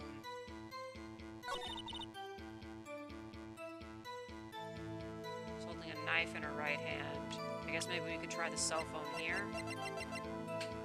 Objection! Okay, that wasn't what I was supposed to do. Okay, we'll try the phone in the next place.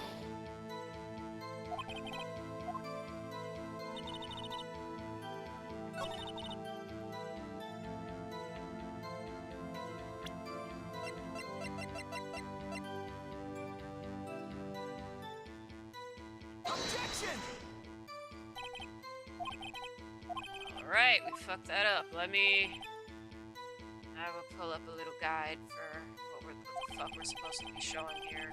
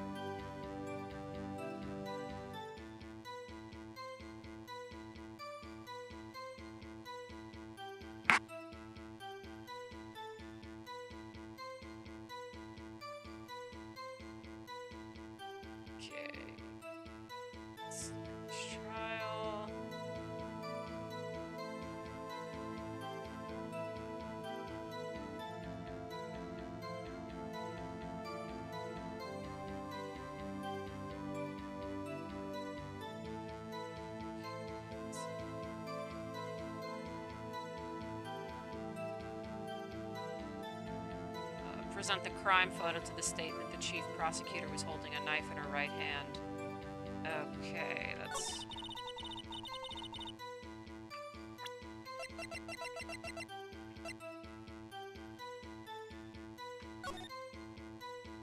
Oh yeah, she wasn't holding anything in her hand there, so... Objection! And you witnessed this. You saw Miss Skye stab the victim with a knife. As I've already said, yes. I swear it on my finest salmon swirl lunchbox. I'm sure that is a fine lunch. But isn't that odd? Look at this photograph. This is the photograph you took of the very moment of the crime, is it not? Then why is Miss Skye not holding the knife? Mr. Edgeworth, your thoughts? Objection. That had to be the weakest objection ever, Edgeworth. Yes, yet it was still stronger than your ever-feeble mind, Mr. Wright. What do you mean, Mr. Edgeworth? This photograph was not taken the moment before the stabbing. This was taken the moment after the stabbing. Objection! And how can you tell that? Blood splatter. See the dark crimson stains on the chief prosecutor's coat? But it's a black and white photograph. Ah, yes, it's hard to tell, but this could be blood. Well, Mr. Wright, I see no problem here. No problem, except you. Mr. Wright, are you going to just sit there and take that kind of abuse? Got a better idea?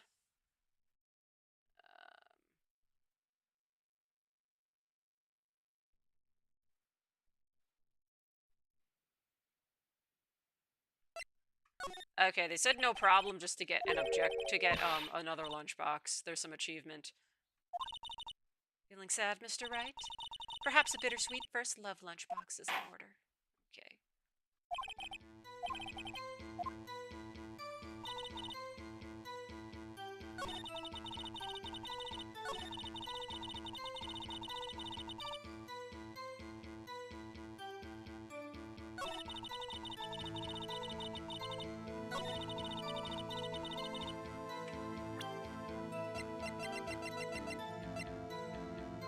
Objection!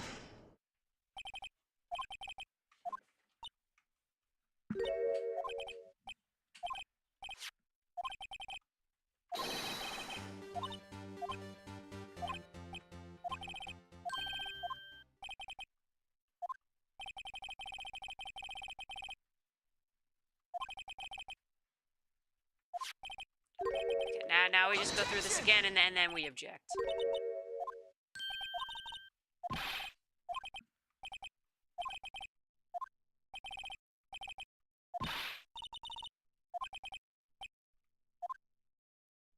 Now we object. Okay. Wait, that contradicts what the witness said in her testimony. Namely, that she took a picture the moment she witnessed the crime. Well, it seems I was slightly unclear. My apologies. That's it? If you run out of lunch, you order seconds. Problem solved. If you don't like it, try ordering the jumbo-sized lunch from the get-go. Good advice. I'm not sure I understood it, but good advice. I didn't have time to stop her. Prosecutor Skye was cold calculating, like a robot. She killed without pain or remorse. It was a premeditated murder. Objection! Premeditated? How do you know? Look at the chief prosecutor's hands in that photograph. Well, are those gloves? Surgical gloves made of thin rubber, most likely. Why would she have those on? If it was not premeditated, she would not be wearing those gloves. Oh, get married already, you two? Sadly, they cannot legally get married in Japan. They still don't have gay marriage, but they could move in together. These gloves do seem to tell a tale of premeditation. Premeditated murder, a serious offense. Witness, add this to your testimony. The murder was planned, the rubber gloves prove it.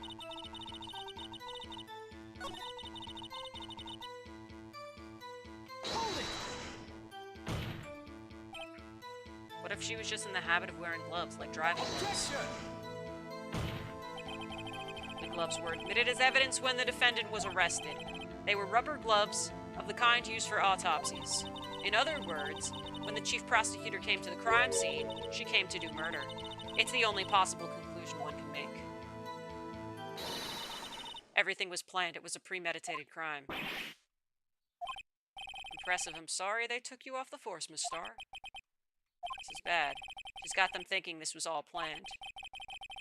She can prove this claim. The trial's already over. I've got to think of a way to show them that this wasn't premeditated. It's only a flesh wound, Mr. Wright.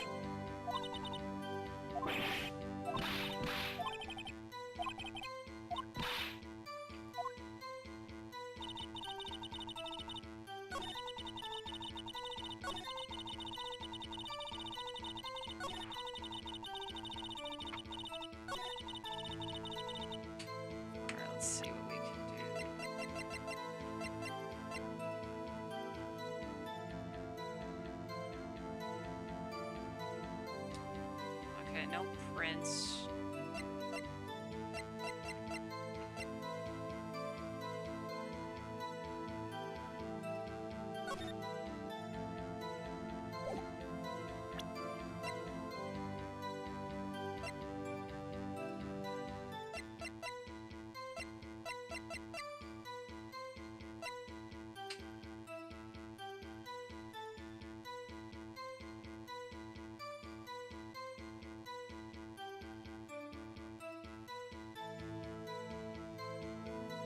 Objection!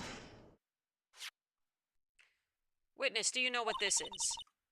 Are you trying to test me? I sell lunches for a living, you know. That's a knife, the knife.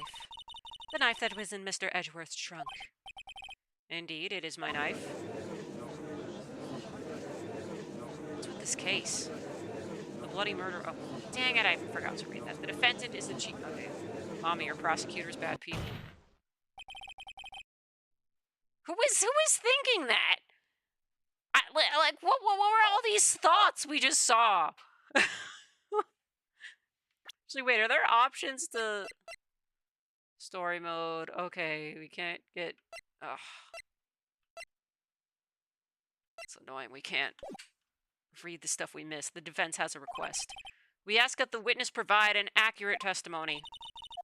What's that, Brookie? In your testimony, you stated that Lana Skye planned this murder, and that's why she was wearing those special gloves. Seems like a natural conclusion to me. The gloves do indicate planning. However, why would she not also prepare the most important thing, the murder weapon? Okay, I wasn't even making that connection. I feel like it's silly to wear gloves, but like the rest of you is not in an apron and you don't have like a tarp present or anything. This knife just happened to be in the trunk of that car. Ladies and gentlemen, if you're going to plan a murder, you don't forget the weapon.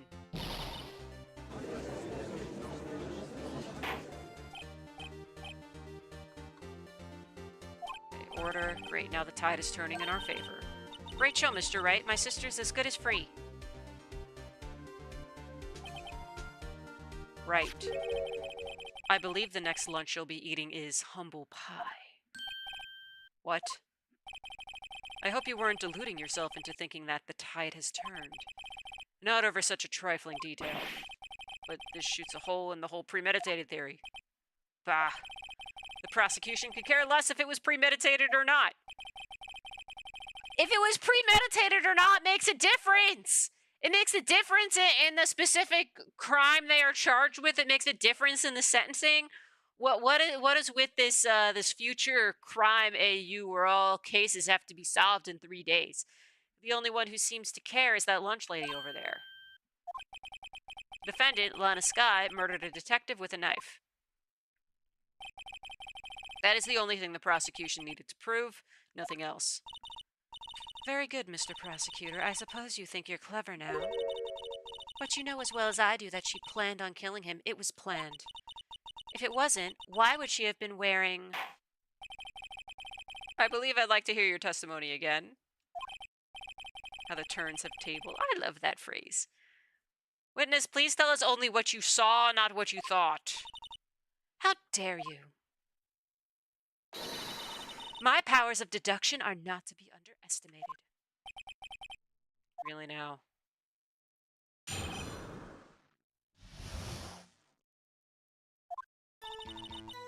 Lana Skye intended to murder Detective Goodman. That's why she called the victim all the way to the prosecutor's office. Oh no, what happened to me? Okay, wait, I'm back. Okay. I'm sure the chief prosecutor had a grudge against the victim. Nothing else could drive that human machine to plunge the knife in again and again. Oh, I can, the autopsy says there was a single stab wound, so yeah, I can fuck her up with that for now. The victim was summoned from the police department to the prosecutor's office. It does sound a lot like premeditation, doesn't it? So, if I order a pizza, does that mean I'm planning to kill the delivery boy? In any case, the defense may now cross-examine the witness.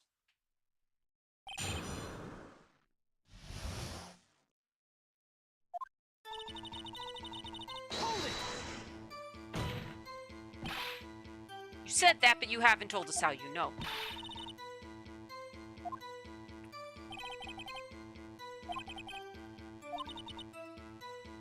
Rookie.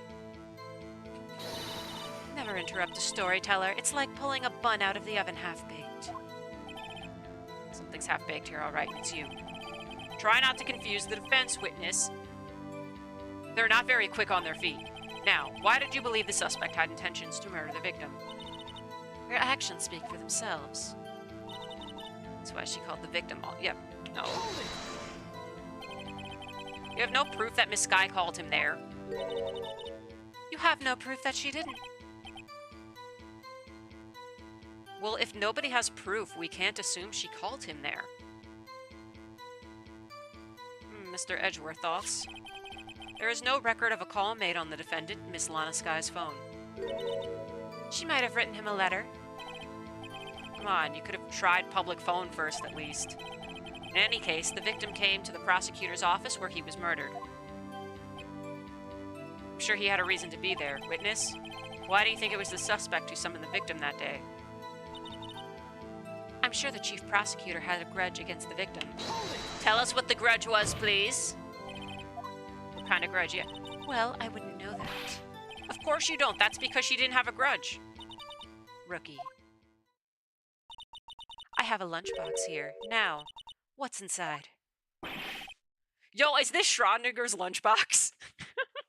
It's both a tasty lunch and absolutely nothing inside there simultaneously until we open it. See, we agree there's a lunchbox here, but we don't know what's inside. A person's life is like a lunchbox with pretzels, don't you agree? Pretzels are not a thing you can easily get in Japan.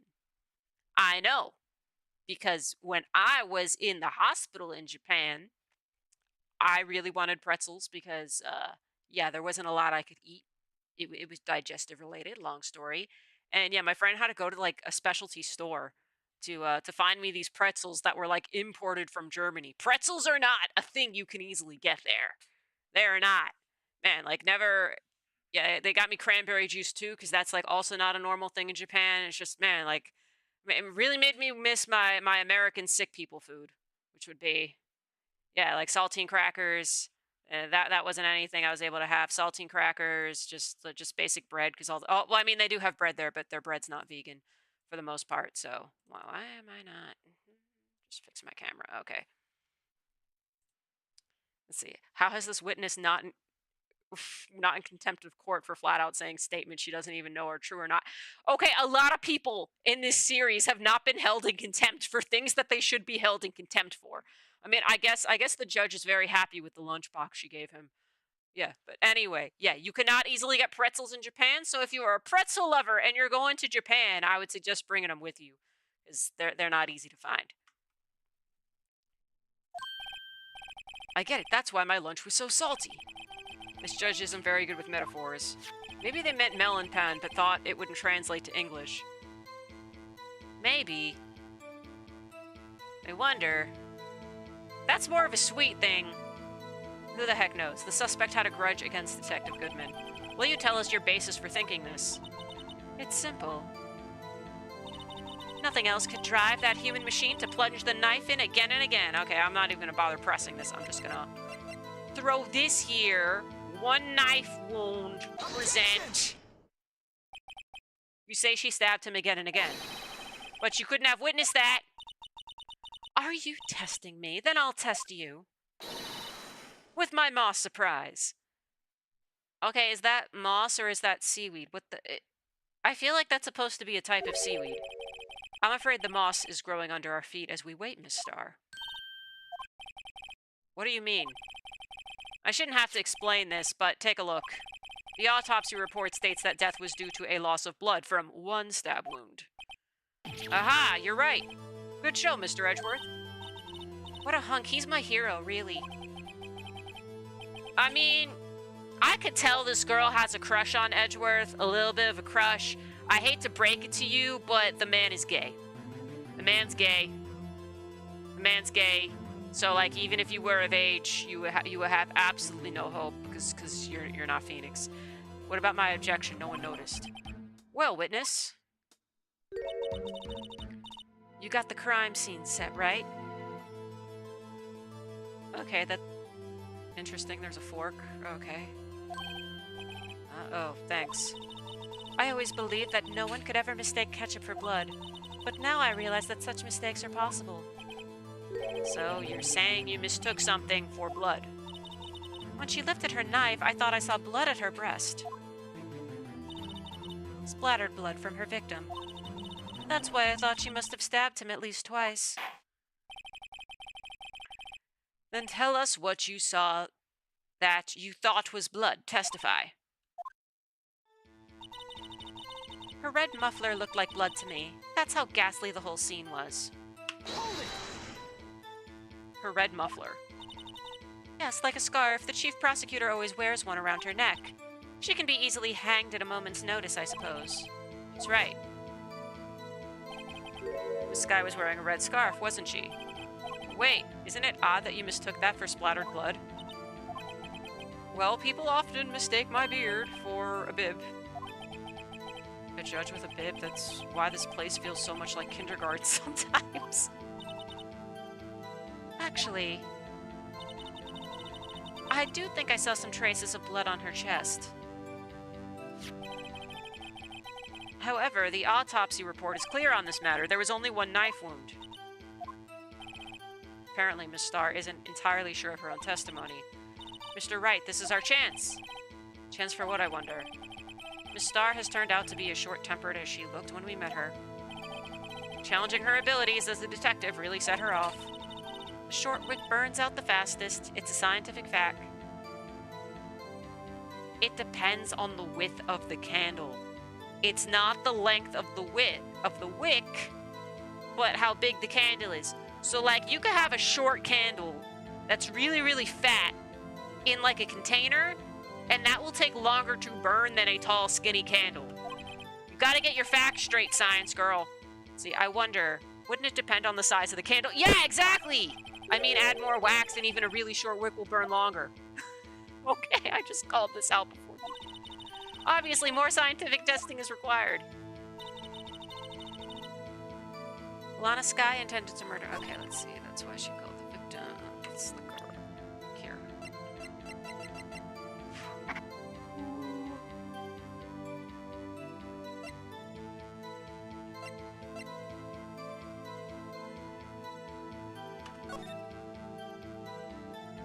Oh, she's not even wearing the scarf here.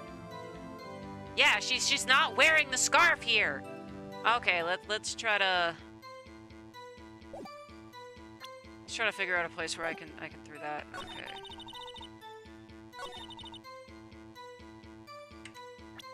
Okay, yeah, we can present that in here. She wasn't wearing it. Objection! Miss Starr, I demand an explanation. The witness is clearly not suited for detective work. What? The suspect was not wearing a scarf or a muffler of any kind when she stabbed the victim. Okay, it's fun with Edgeworth being on your side a little bit. And you've proved it yourself with this photograph. Huh? But that... Only a professional lunch lady could be so utterly clueless. Congratulations, perhaps you finally found your true calling in life. That was very... Yeah, I agree. That was very harsh. In the end, Mr. Edgeworth prevails. What was my objection, Chopper? But it was there, a scarf. No, not that, but something red, really. Well, now, where were we? The witness has given us an entertaining interlude, but back to business. What? Very well, witness, continue your testimony. You saw the crime and apprehended the suspect. Tell us about that. Very well. I do remember some things accurately, at least. Ultimately, we couldn't shake the most important part of her testimony. Most important part? The part where your sister stabs the victim. This next testimony might just be our moment of truth.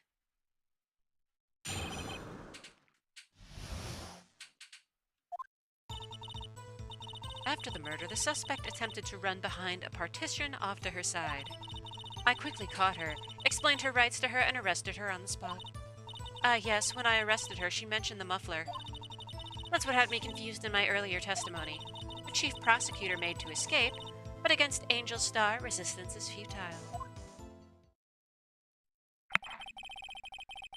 You're quite determined about this scarf, aren't you? I strike like a snake and bite like a cobra. A cobra's a type of snake.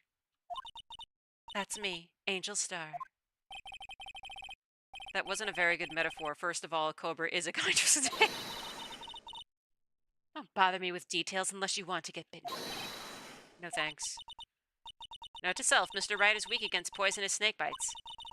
The chief prosecutor tried to resist, but her efforts were in vain. She knocked my hands aside, kicked over an oil drum. An oil drum. Hard to imagine. Oh, she's beautiful but deadly. A predator, this one. A leopard woman. Rawr. Very well, Mr. Wright. Your cross-examination, if you will.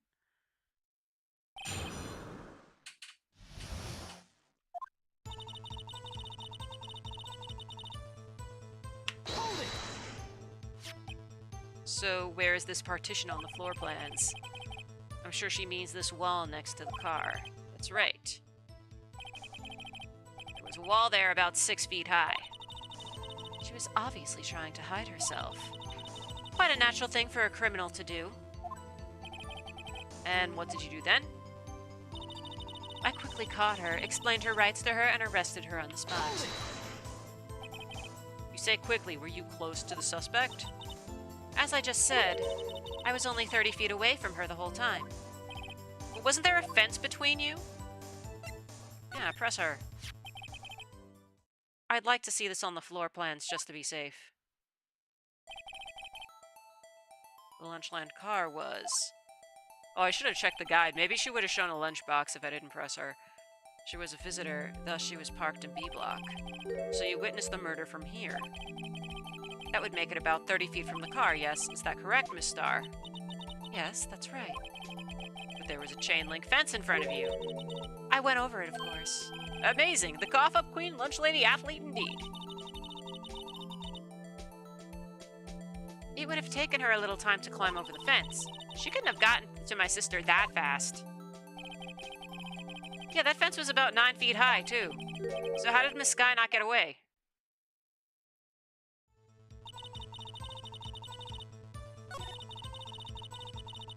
Oh, let me just check if by leaving it alone, if I press that again and leave that alone, will I, Okay, they just said to choose presser.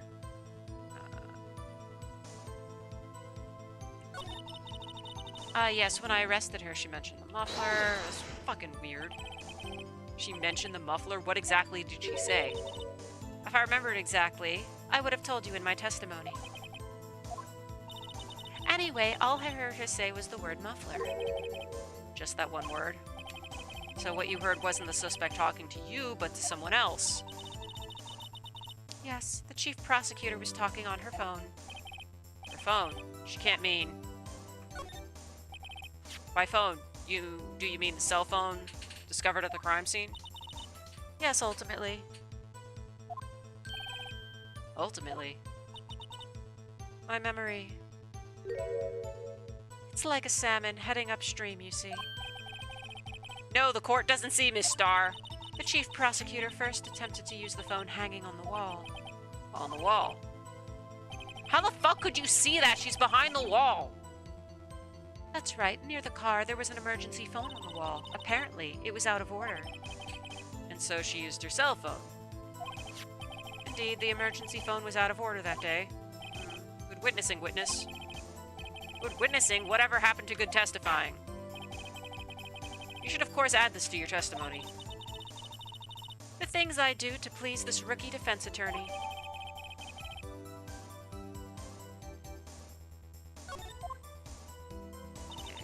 I saw it all, how she tried the phone on the wall, but had to use her cell instead. Do you think you could restate your testimony for the court? I was going to ask the same thing. I'll only say this one time, so listen close, Ricky.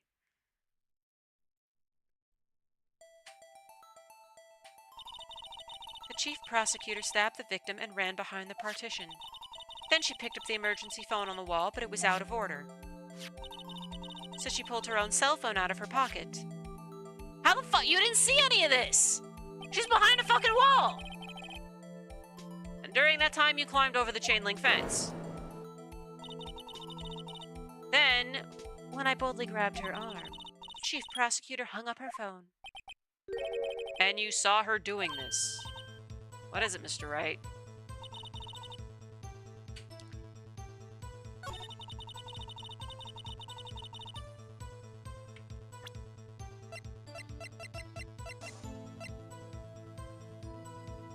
Re-objecting.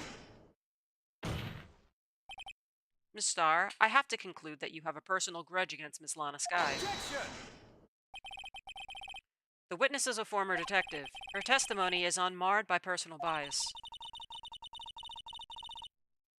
Well, who would have thought you would be my knight in shining armor, prosecutor? You, who together with the chief prosecutor, kicked me out 2 years ago.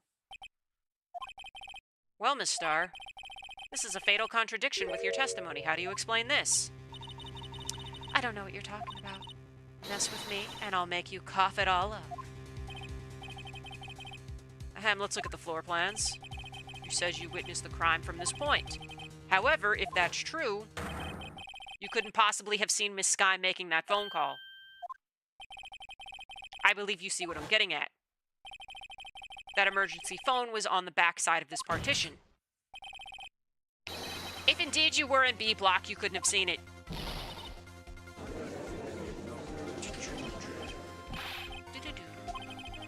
It's simple, Your Honor. She's not coughing up lunch, she's coughing up lies. Objection! It's quite a claim, Mr. Wright. Perhaps you will allow me a question. Tell us exactly what lie this witness has told the court. Here's where the counterattack begins. I can't afford to get this wrong. The witness lied about,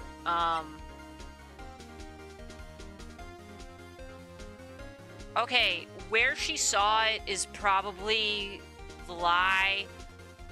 I'm just double check in case I'm supposed to pick one of these other ones to get a lunchbox achievement.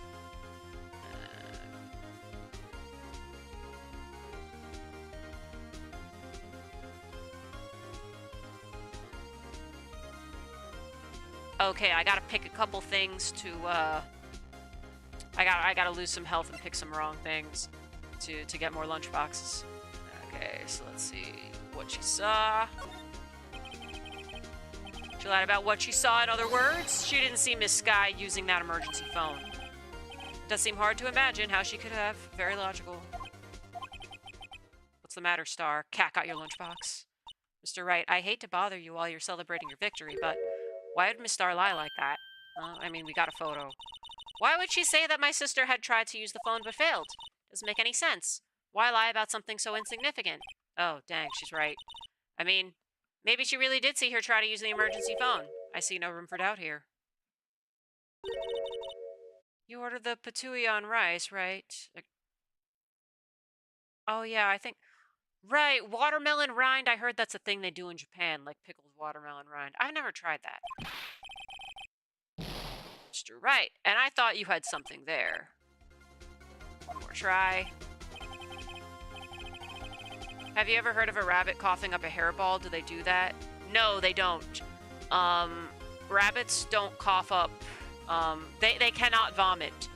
Their digestive system can only go in one direction, actually, so that they cannot vomit, they cannot cough anything up.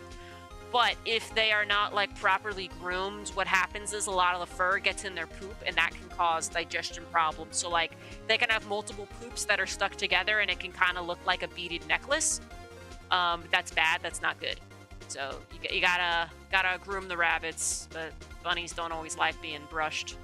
depending on the rabbit. So you gotta groom them, and then there's also digestive supplements you can give them that help break up some of the hair. But yeah, bunnies don't do that. Not like cats. Cats can vomit, and I've never had a cat, but I have friends with cats, and seems cats really do like throwing up. I have had dogs. Dogs also like throwing up. Rabbits don't do that. They're different. So I see it in your eyes. You haven't learned your lesson, have you? Tell us exactly what lie this witness has told the court. I can get it wrong one more time, and then I just won't be able to fuck up again. Let's see the order of events. Okay, she lied about the order of events. Miss Sky used the emergency phone before the murder.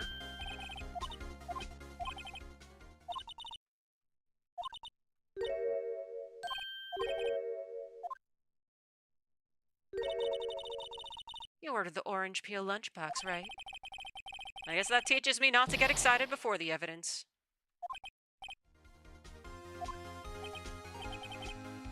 Oh yeah, and another thing about Angora bunnies. I know most people who have Angoras, like if they have a rescued Angora breed, they usually give them like frequent haircuts because the fur can get like very difficult to manage, and it's not good for them to have all of that extra fur.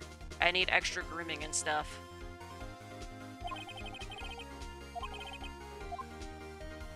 Yeah, where she saw it, okay. Miss Sky tried to use the emergency phone, but it was out of order. What is significant about this fact? Nothing.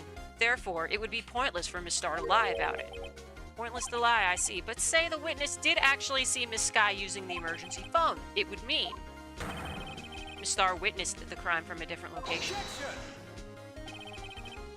A different location? Now it's pointless if I ever heard one.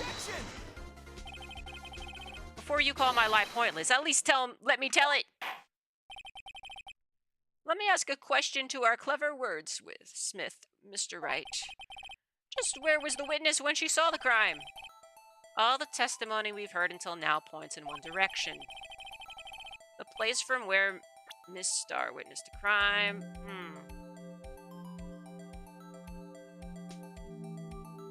Okay, well the stabbing was back here. It seems like over here would make sense, but where the fuck was she? Oh, maybe she was in the security room, but then she couldn't see behind. She couldn't see. She didn't see past this shit. Oh, the internet's telling me to choose the security room.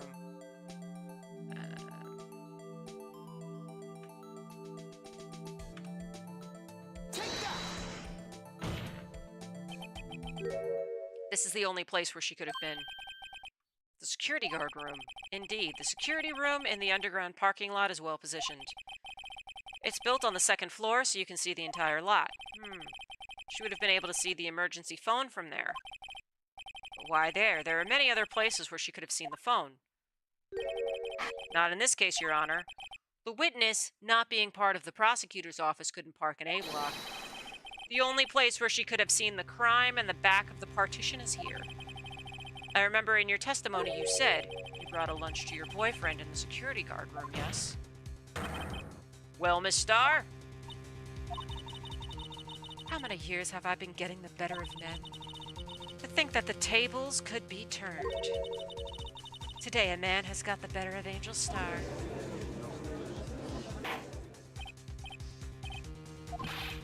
What you've done. You used to be a detective. You should know better. I'm not turning back. The guilty will be punished. And I'll do what I must to make sure justice prevails. The guilty, is she talking about Miss Sky? Mr. Wright, doesn't this strike you as odd? Why did Miss Star lie? It doesn't make sense. She could have just said she saw the crime from the security guard station. It wouldn't change anything. Exactly. This photograph tells all. It was the defendant who stabbed the victim. Here's the thing that's weird about this, though. How'd she take the picture? Like, and there's the fence here. Was she in the security station when she took the picture? This whole thing is so bizarre. The truth still stands. It still stands. I disagree, Mr. Edgeworth. What? If a witness is found to be lying, they're guilty of perjury. She knows this. She wouldn't risk that without a good reason. So tell us what her reason was, Mr. Wright. Huh? Me? Who else? Mr. Wright, let's review what we know. Miss Starr witnessed the crime from the security guard station. But she lied and said she saw it from B block. Must make a vital difference, but what? What would change?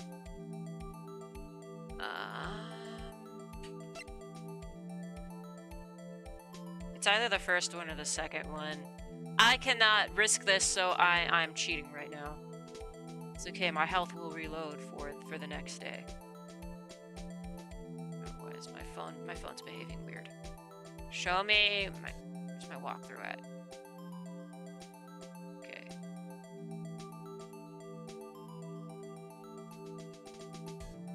Okay, distance to the crime. Changes the distance between her and the scene of the crime. My condolences, Mr. Wright, but one look at the floor plans, it's quite clear. The distance between the scene of the crime and the guard station is 30 feet. I don't see how that would change what she can see. I know I should be using saves, but I was pretty bad. I needed to lose the health to get the lunchbox achievement. What she saw is not in question here. What matters is the time it would take her to reach the scene of the crime. Miss Starr, you witnessed the crime from the security guard station. Now, how long did it take you to go from there to the scene of the crime where you arrested Miss Sky? Well, witness, you... Yes? You ordered the squid wheels, right? That looks like rubber bands. I wonder what that's actually supposed to be. The quality of my lunches has gone from low to inedible. I was bringing a PB&J lunch with fresh boysenberry jam to my boyfriend. Okay, so I guess you were bringing him an onigiri. All right. Boysenberry for the boyfriend. He wasn't in the station, so I waited. I witnessed the crime from the glass-walled station.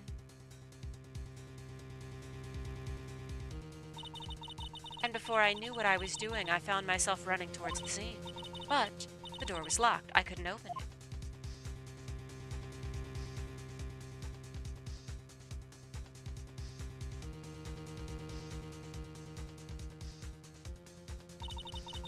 That's why I had to go through the visitors' parking in B block. That's quite a detour.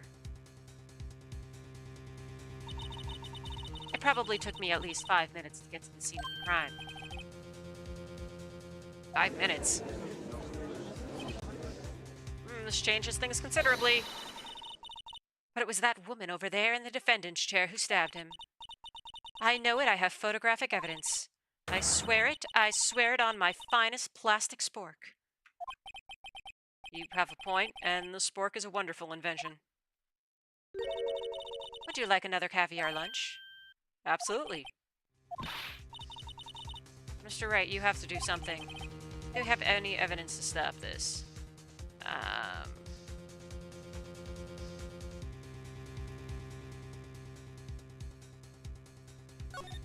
Objection! 5 minutes between the witnessing of the murder and the arrest. Think about it. You could make pasta in that amount of time. If you like it al dente. I've got lunch boxes that dip pasta into knots, rookie. A 5-minute blank. Isn't that strange? Strange? If you were a criminal, what would you do with 5 minutes, Your Honor? Well, I guess I'd flee the scene. Don't get the wrong idea. But you have the instincts of a killer. You would run. But this time was different.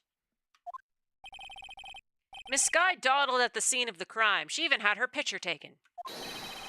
No true criminal would act this way. It's inconceivable.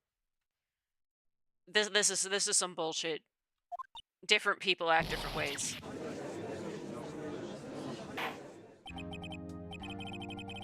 Well then, it seems we've come to the end of this testimony. The witness has a grudge against the defendant and a blank in her testimony. Mr. Edgeworth, is the next witness ready to go? Unfortunately, I appear to have overestimated this witness on account of her professional history. We did it. We screwed that can shut, Mr. Wright. That was too close. I'm afraid that the cough-up queen has been dethroned. And with that, court is adjourned.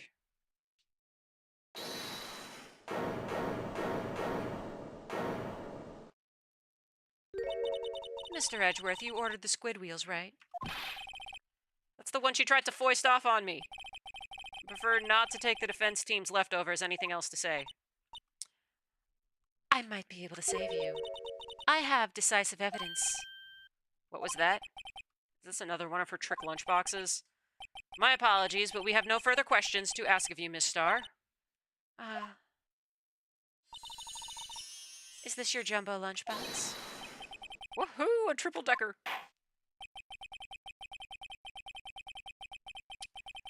Out of deference to the witness's determination, I'll allow one more testimony. Let's hear about this decisive evidence. Man, I feel like we could bring this judge up on corruption charges because he's taken bribery in the forms of food. Yeah. Like the Lunchland motto says, you won't be disappointed. What's she gonna pull out of her lunchbox this time? Decisive evidence. I should have mentioned those 5 minutes when I wasn't looking at the crime scene. And now, for the matter of the victim's shoe, did I not bring this up? 2 types of blood were found on this shoe. One was, of course, the victim's, and the other blood type matched that of the defendant, Miss Lana Skye. The shoe proves it. It's flawless, decisive evidence. What? There was blood found on that shoe? Try Lunchland for all your lunch and decisive evidence needs. Objection! Witness, what's the meaning of this? Why is this the first time I've heard of this evidence? Simple. As I've already said, I don't trust you with evidence, Mr. Edgeworth. That's why I took the liberty of investigating this myself. And you had blood tests performed. Didn't I mention? I have 3 boyfriends in forensics. In any case, Your Honor, I can't accept this as evidence. What? You must know the 2 rules of evidence law. Rule 1. No evidence shall be shown without the approval of the police department. In other words, this shoe is illegal evidence, at least for the time being. But as defense, we've shown random evidence we found. Like that the police didn't necessarily approve. Alright. Is that right, Mr. Wright? Seems so. Edgeworth sure is celebrating. Not so fast, Mr. Edgeworth. Don't forget, I used to be a detective. As I mentioned previously, this shoe has already been tested by a member of the forensics department. As you can see, it was approved by the police department as of today. Even the general public can produce official evidence, Mr. Edgeworth. Is that right, Mr. Wright? Seems so. Edgeworth is looking pretty... I don't know if sullen is the word I would use, but okay, let's go with that.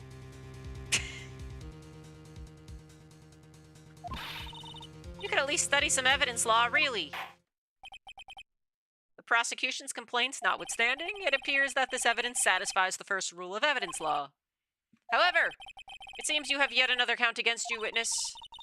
Anything to ensure that the guilty are properly judged. Very well, Mr. Wright, you may cross-examine the witness.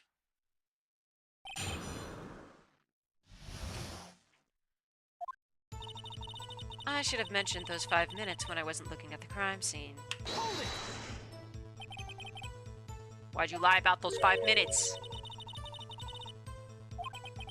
Results.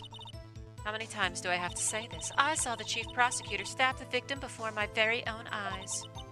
Compared to that, a 5-minute blank means nothing. Then why didn't you just tell the truth? Make me laugh? We're dealing with the most untrustworthy of the vile lot known as prosecutors.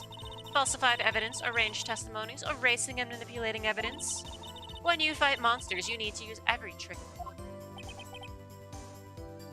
This is when the suspect is admitting she did it. But false testimony is the most despicable crime of all, Miss Starr. Let's just get this over with. Actually, let me save. In case I fuck some shit up.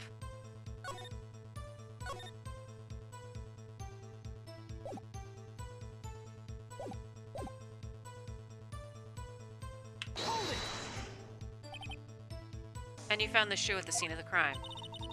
I detained the chief prosecutor and notified the police department. I wanted to make myself useful while I was waiting for the police to arrive.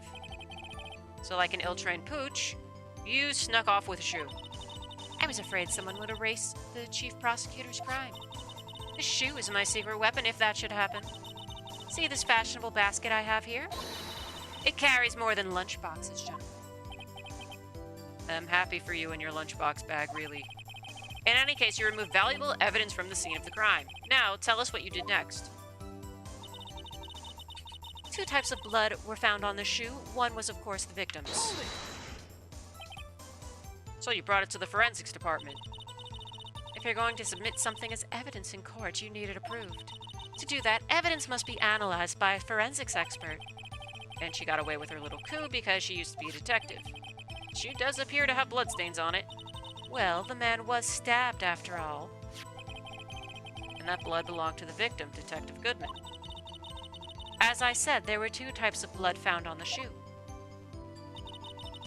And the other blood type matched that of the defendant, Miss Lana Scott. You said blood type, not actual blood.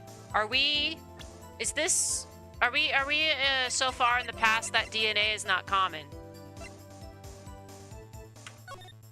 Let's check this shit out.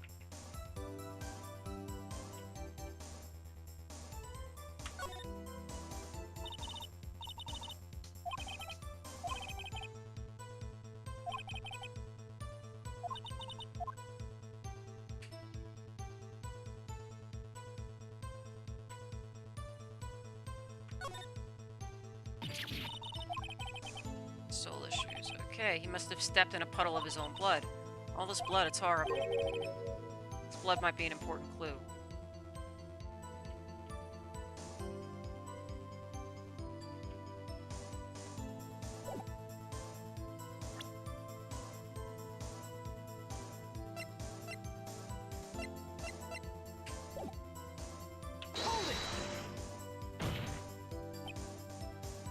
You can't say for sure the blood belonged to the defendant with a blood test. You claim to know something about blood tests, rookie. Huh? Well, speak up. Oh, well, blood comes in 4 types, A, B, O, and AB. However, you can't tell from a blood test whether a murder was committed in cold blood. That's just a figure of speech, Mr. Wright. Actually, we can differentiate between millions of blood types with all blood tests out there, which means that we can more or less narrow any sample of blood down to just one person. Or so I hear. That's pretty specific. If I had a little more time, I would have gotten DNA test results. But they said there's very little doubt it could be anyone but Miss Lana Skies. So the suspect's blood was found on the victim's shoe. That ties her directly to the death of Detective Goodman. I was afraid he was going to say that. This shoe proves it. It's flawless, decisive evidence. Can't let that evidence go through without a fight. You ordered the peppered fish guts, right? Some like it hot, Mr. Wright. Some like your client. She's in enough hot water to make a whole vat of soup. Mr. Wright, do you or don't you have a problem with this shoe? Problem?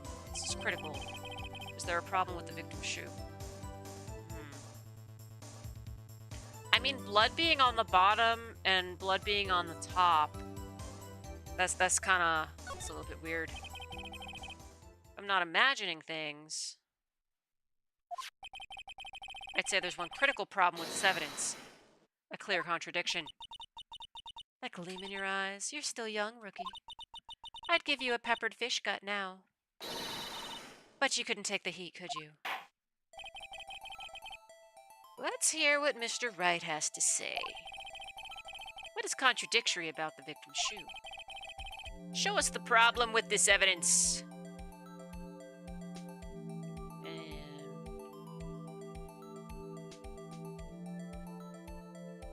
me just see, is it the... Yeah, the blood on the bottom. Take that! I wonder if you noticed. There's blood on the bottom of this shoe. Don't mess with me, rookie. Or it'll be your blood on the bottom of my shoe. Indeed, there is quite a bit of blood on the bottom of the shoe. It makes sense. The victim was stabbed with a knife. What could possibly be contradictory about the blood on the bottom of his shoe? How did he... Okay, if he stabbed in his stomach, wouldn't the blood get on the front of his shoe?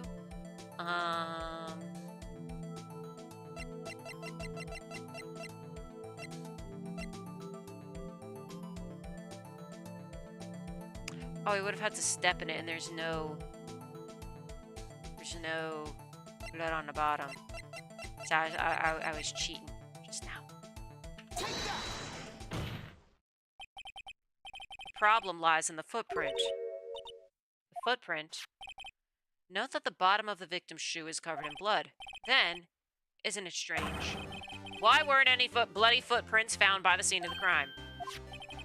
As you can see, there were no traces of any such footprints at the scene of the crime. That contradicts your claim about this shoe. Objection! This picture only shows part of the floor, so there could have been bloody footprints. Objection! Police should have taken photos of that. Then where were they, Edgeworth? Because we checked the scene and found nothing of the sort.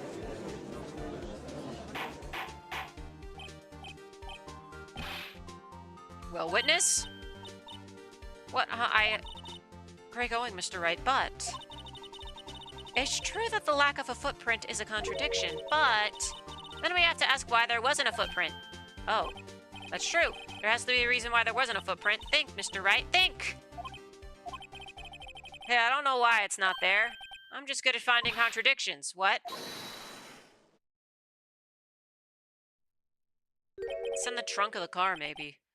I see, now I get it. Get what? Our witness is more devious than I gave her credit for.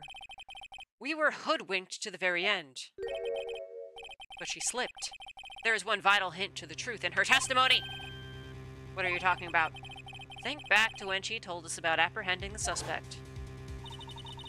Chief prosecutor tried to resist, but her efforts were in vain. She knocked my hands aside, kicked over an oil drum. Oh, she's beautiful but deadly, a predator, this one. A leopard woman. Rawr. I thought that was a strange thing for the normally cool-headed chief to do. No kidding. Now, witness, allow me to ask a very simple question. This oil drum, was it empty? Oh, that, I'm not sure I like your attitude, Mr. Edgeworth.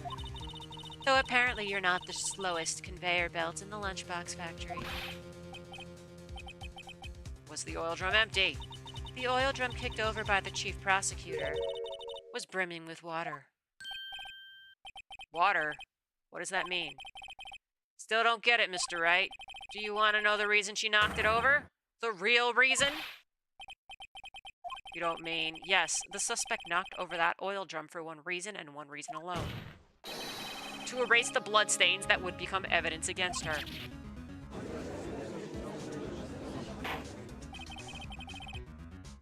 We need some luminol. That stuff that they spray, and then they shine the UV light on it, and it shows you if blood was there and someone tried to clean it up. That's what we need here. The bloodstains left on the victim's shoes tie her quite clearly to this murder. Then, after the deed was done, she knocked over the oil drum to erase the telltale signs. Why, that's a prosecutor's specialty, erasing evidence. That reminds me, Miss Skye's right hand was hurt. Didn't she say she'd cut herself when she stabbed him? So that's when my sister's blood got on the shoe. Well, I see no reason to prolong this trial. Mr. Wright, do something! What? What can I do? Her sister has confessed to the crime and she tried to conceal it. But... Enough. There is no need for further debate. The verdict, Your Honor. Very well. But Angel Star is on the prosecution side. She could have been lying about the water. This court finds the defendant, Miss Lana Skye. Who's holding it? Little girl, what did you just say? Huh, me? Did you say that I, Angel Star, was on the prosecution side? Well, yeah, you are. You're saying my sister hid evidence by erasing the bloody footprints. Well, I thought you'd had your fill, but here you are demanding a second helping. Another lunchbox. A lunchbox called evidence. Wait, witnesses, don't tell me you have something else. The time for deliberations is past. Any further comments and you will be held in contempt of court. Your threats don't scare the coffin queen. Look at this. Photograph. I had it just in case anyone had the gall to suggest that the white shoe didn't belong to the victim. I see no room for error in this evidence. Mr. Wright, wait, look at the asphalt in this photo. Hey, it's clearly wet. Erasing the last trace of doubt from the court's mind. Immediately after the murder, the crime scene was washed with water. I'm sorry, Mr. Wright. I guess I couldn't help after all. It's not your fault. I know you couldn't win this case from the beginning. And it seems this is what your sister wanted anyway. I'm sorry, Mia. Right, wet or not. Don't be so quick to throw in the towel. Get yourself up off the asphalt. Take another good look. Don't give up. Not until the bitter end. This is the last piece of evidence. Very well, this time I'd like to declare a verdict for good. Objection! Your Honor, wait. What is it with you people? Can't I hand down my verdicts in peace anymore? Whatever it is, can it wait? No, it can't. Then it will be too late. Look at this photograph. The last one submitted. This trial isn't over until we give each piece of evidence proper consideration. So, right. Are you saying there's a problem with this latest piece of evidence? Yeah. I'll think later. Yeah, there's a problem. Right or wrong, I've got to go ahead with this.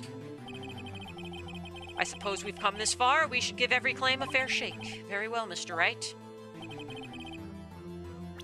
Okay, what the fuck's the problem?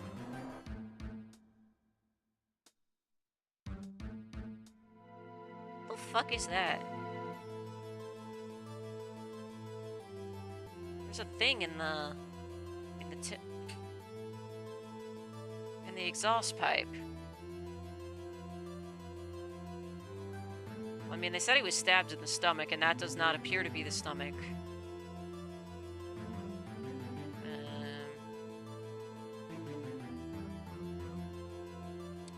Yeah, okay, they said to choose this. I would choose anyway. The problem in this photograph is here. What's this? There's something poking out of the car's muffler. Wait just a moment, Mr. Edgeworth, Your Honor. You just said muffler. However, I see no trace of a muffler or scarf of any kind in this photograph. Oh my god. A muffler is also part of the car or motorcycle, Your Honor. Just think of it as part of the exhaust system, a pipe. I see, and I see. What's that suspicious-looking cloth sticking out of the car's muffler? So what if there's something sticking out of the muffler? What does that have to do with this case? Nothing, absolutely nothing. Objection! Sorry, Miss Starr, but it's not going to be that easy. In fact, you've already told us why this is important to the case. You said as much in your testimony. What? Let's see what Mr. Wright has on his mind. Tell us why you think this piece of cloth and the muffler is related to the crime.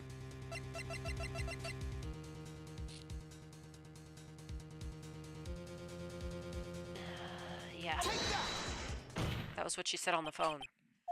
Start. Recall your testimony for the court.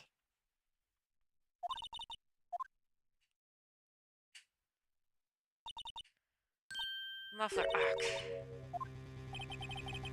Could it be that the muffler you heard mentioned was actually this exhaust pipe? If so, that means this piece of cloth is vital evidence.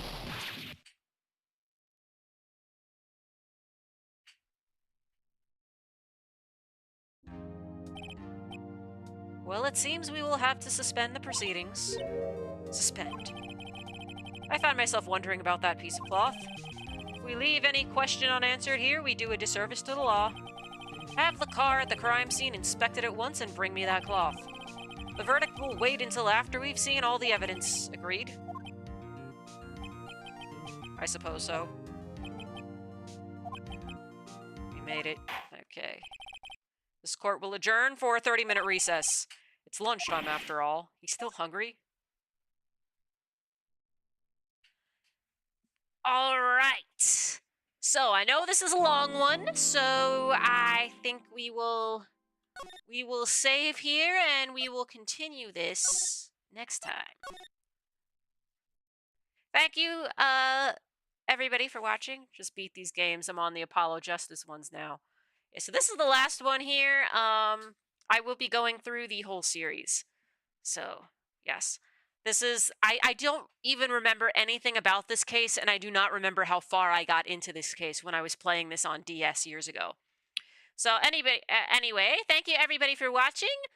Please like and comment and subscribe and all of those things.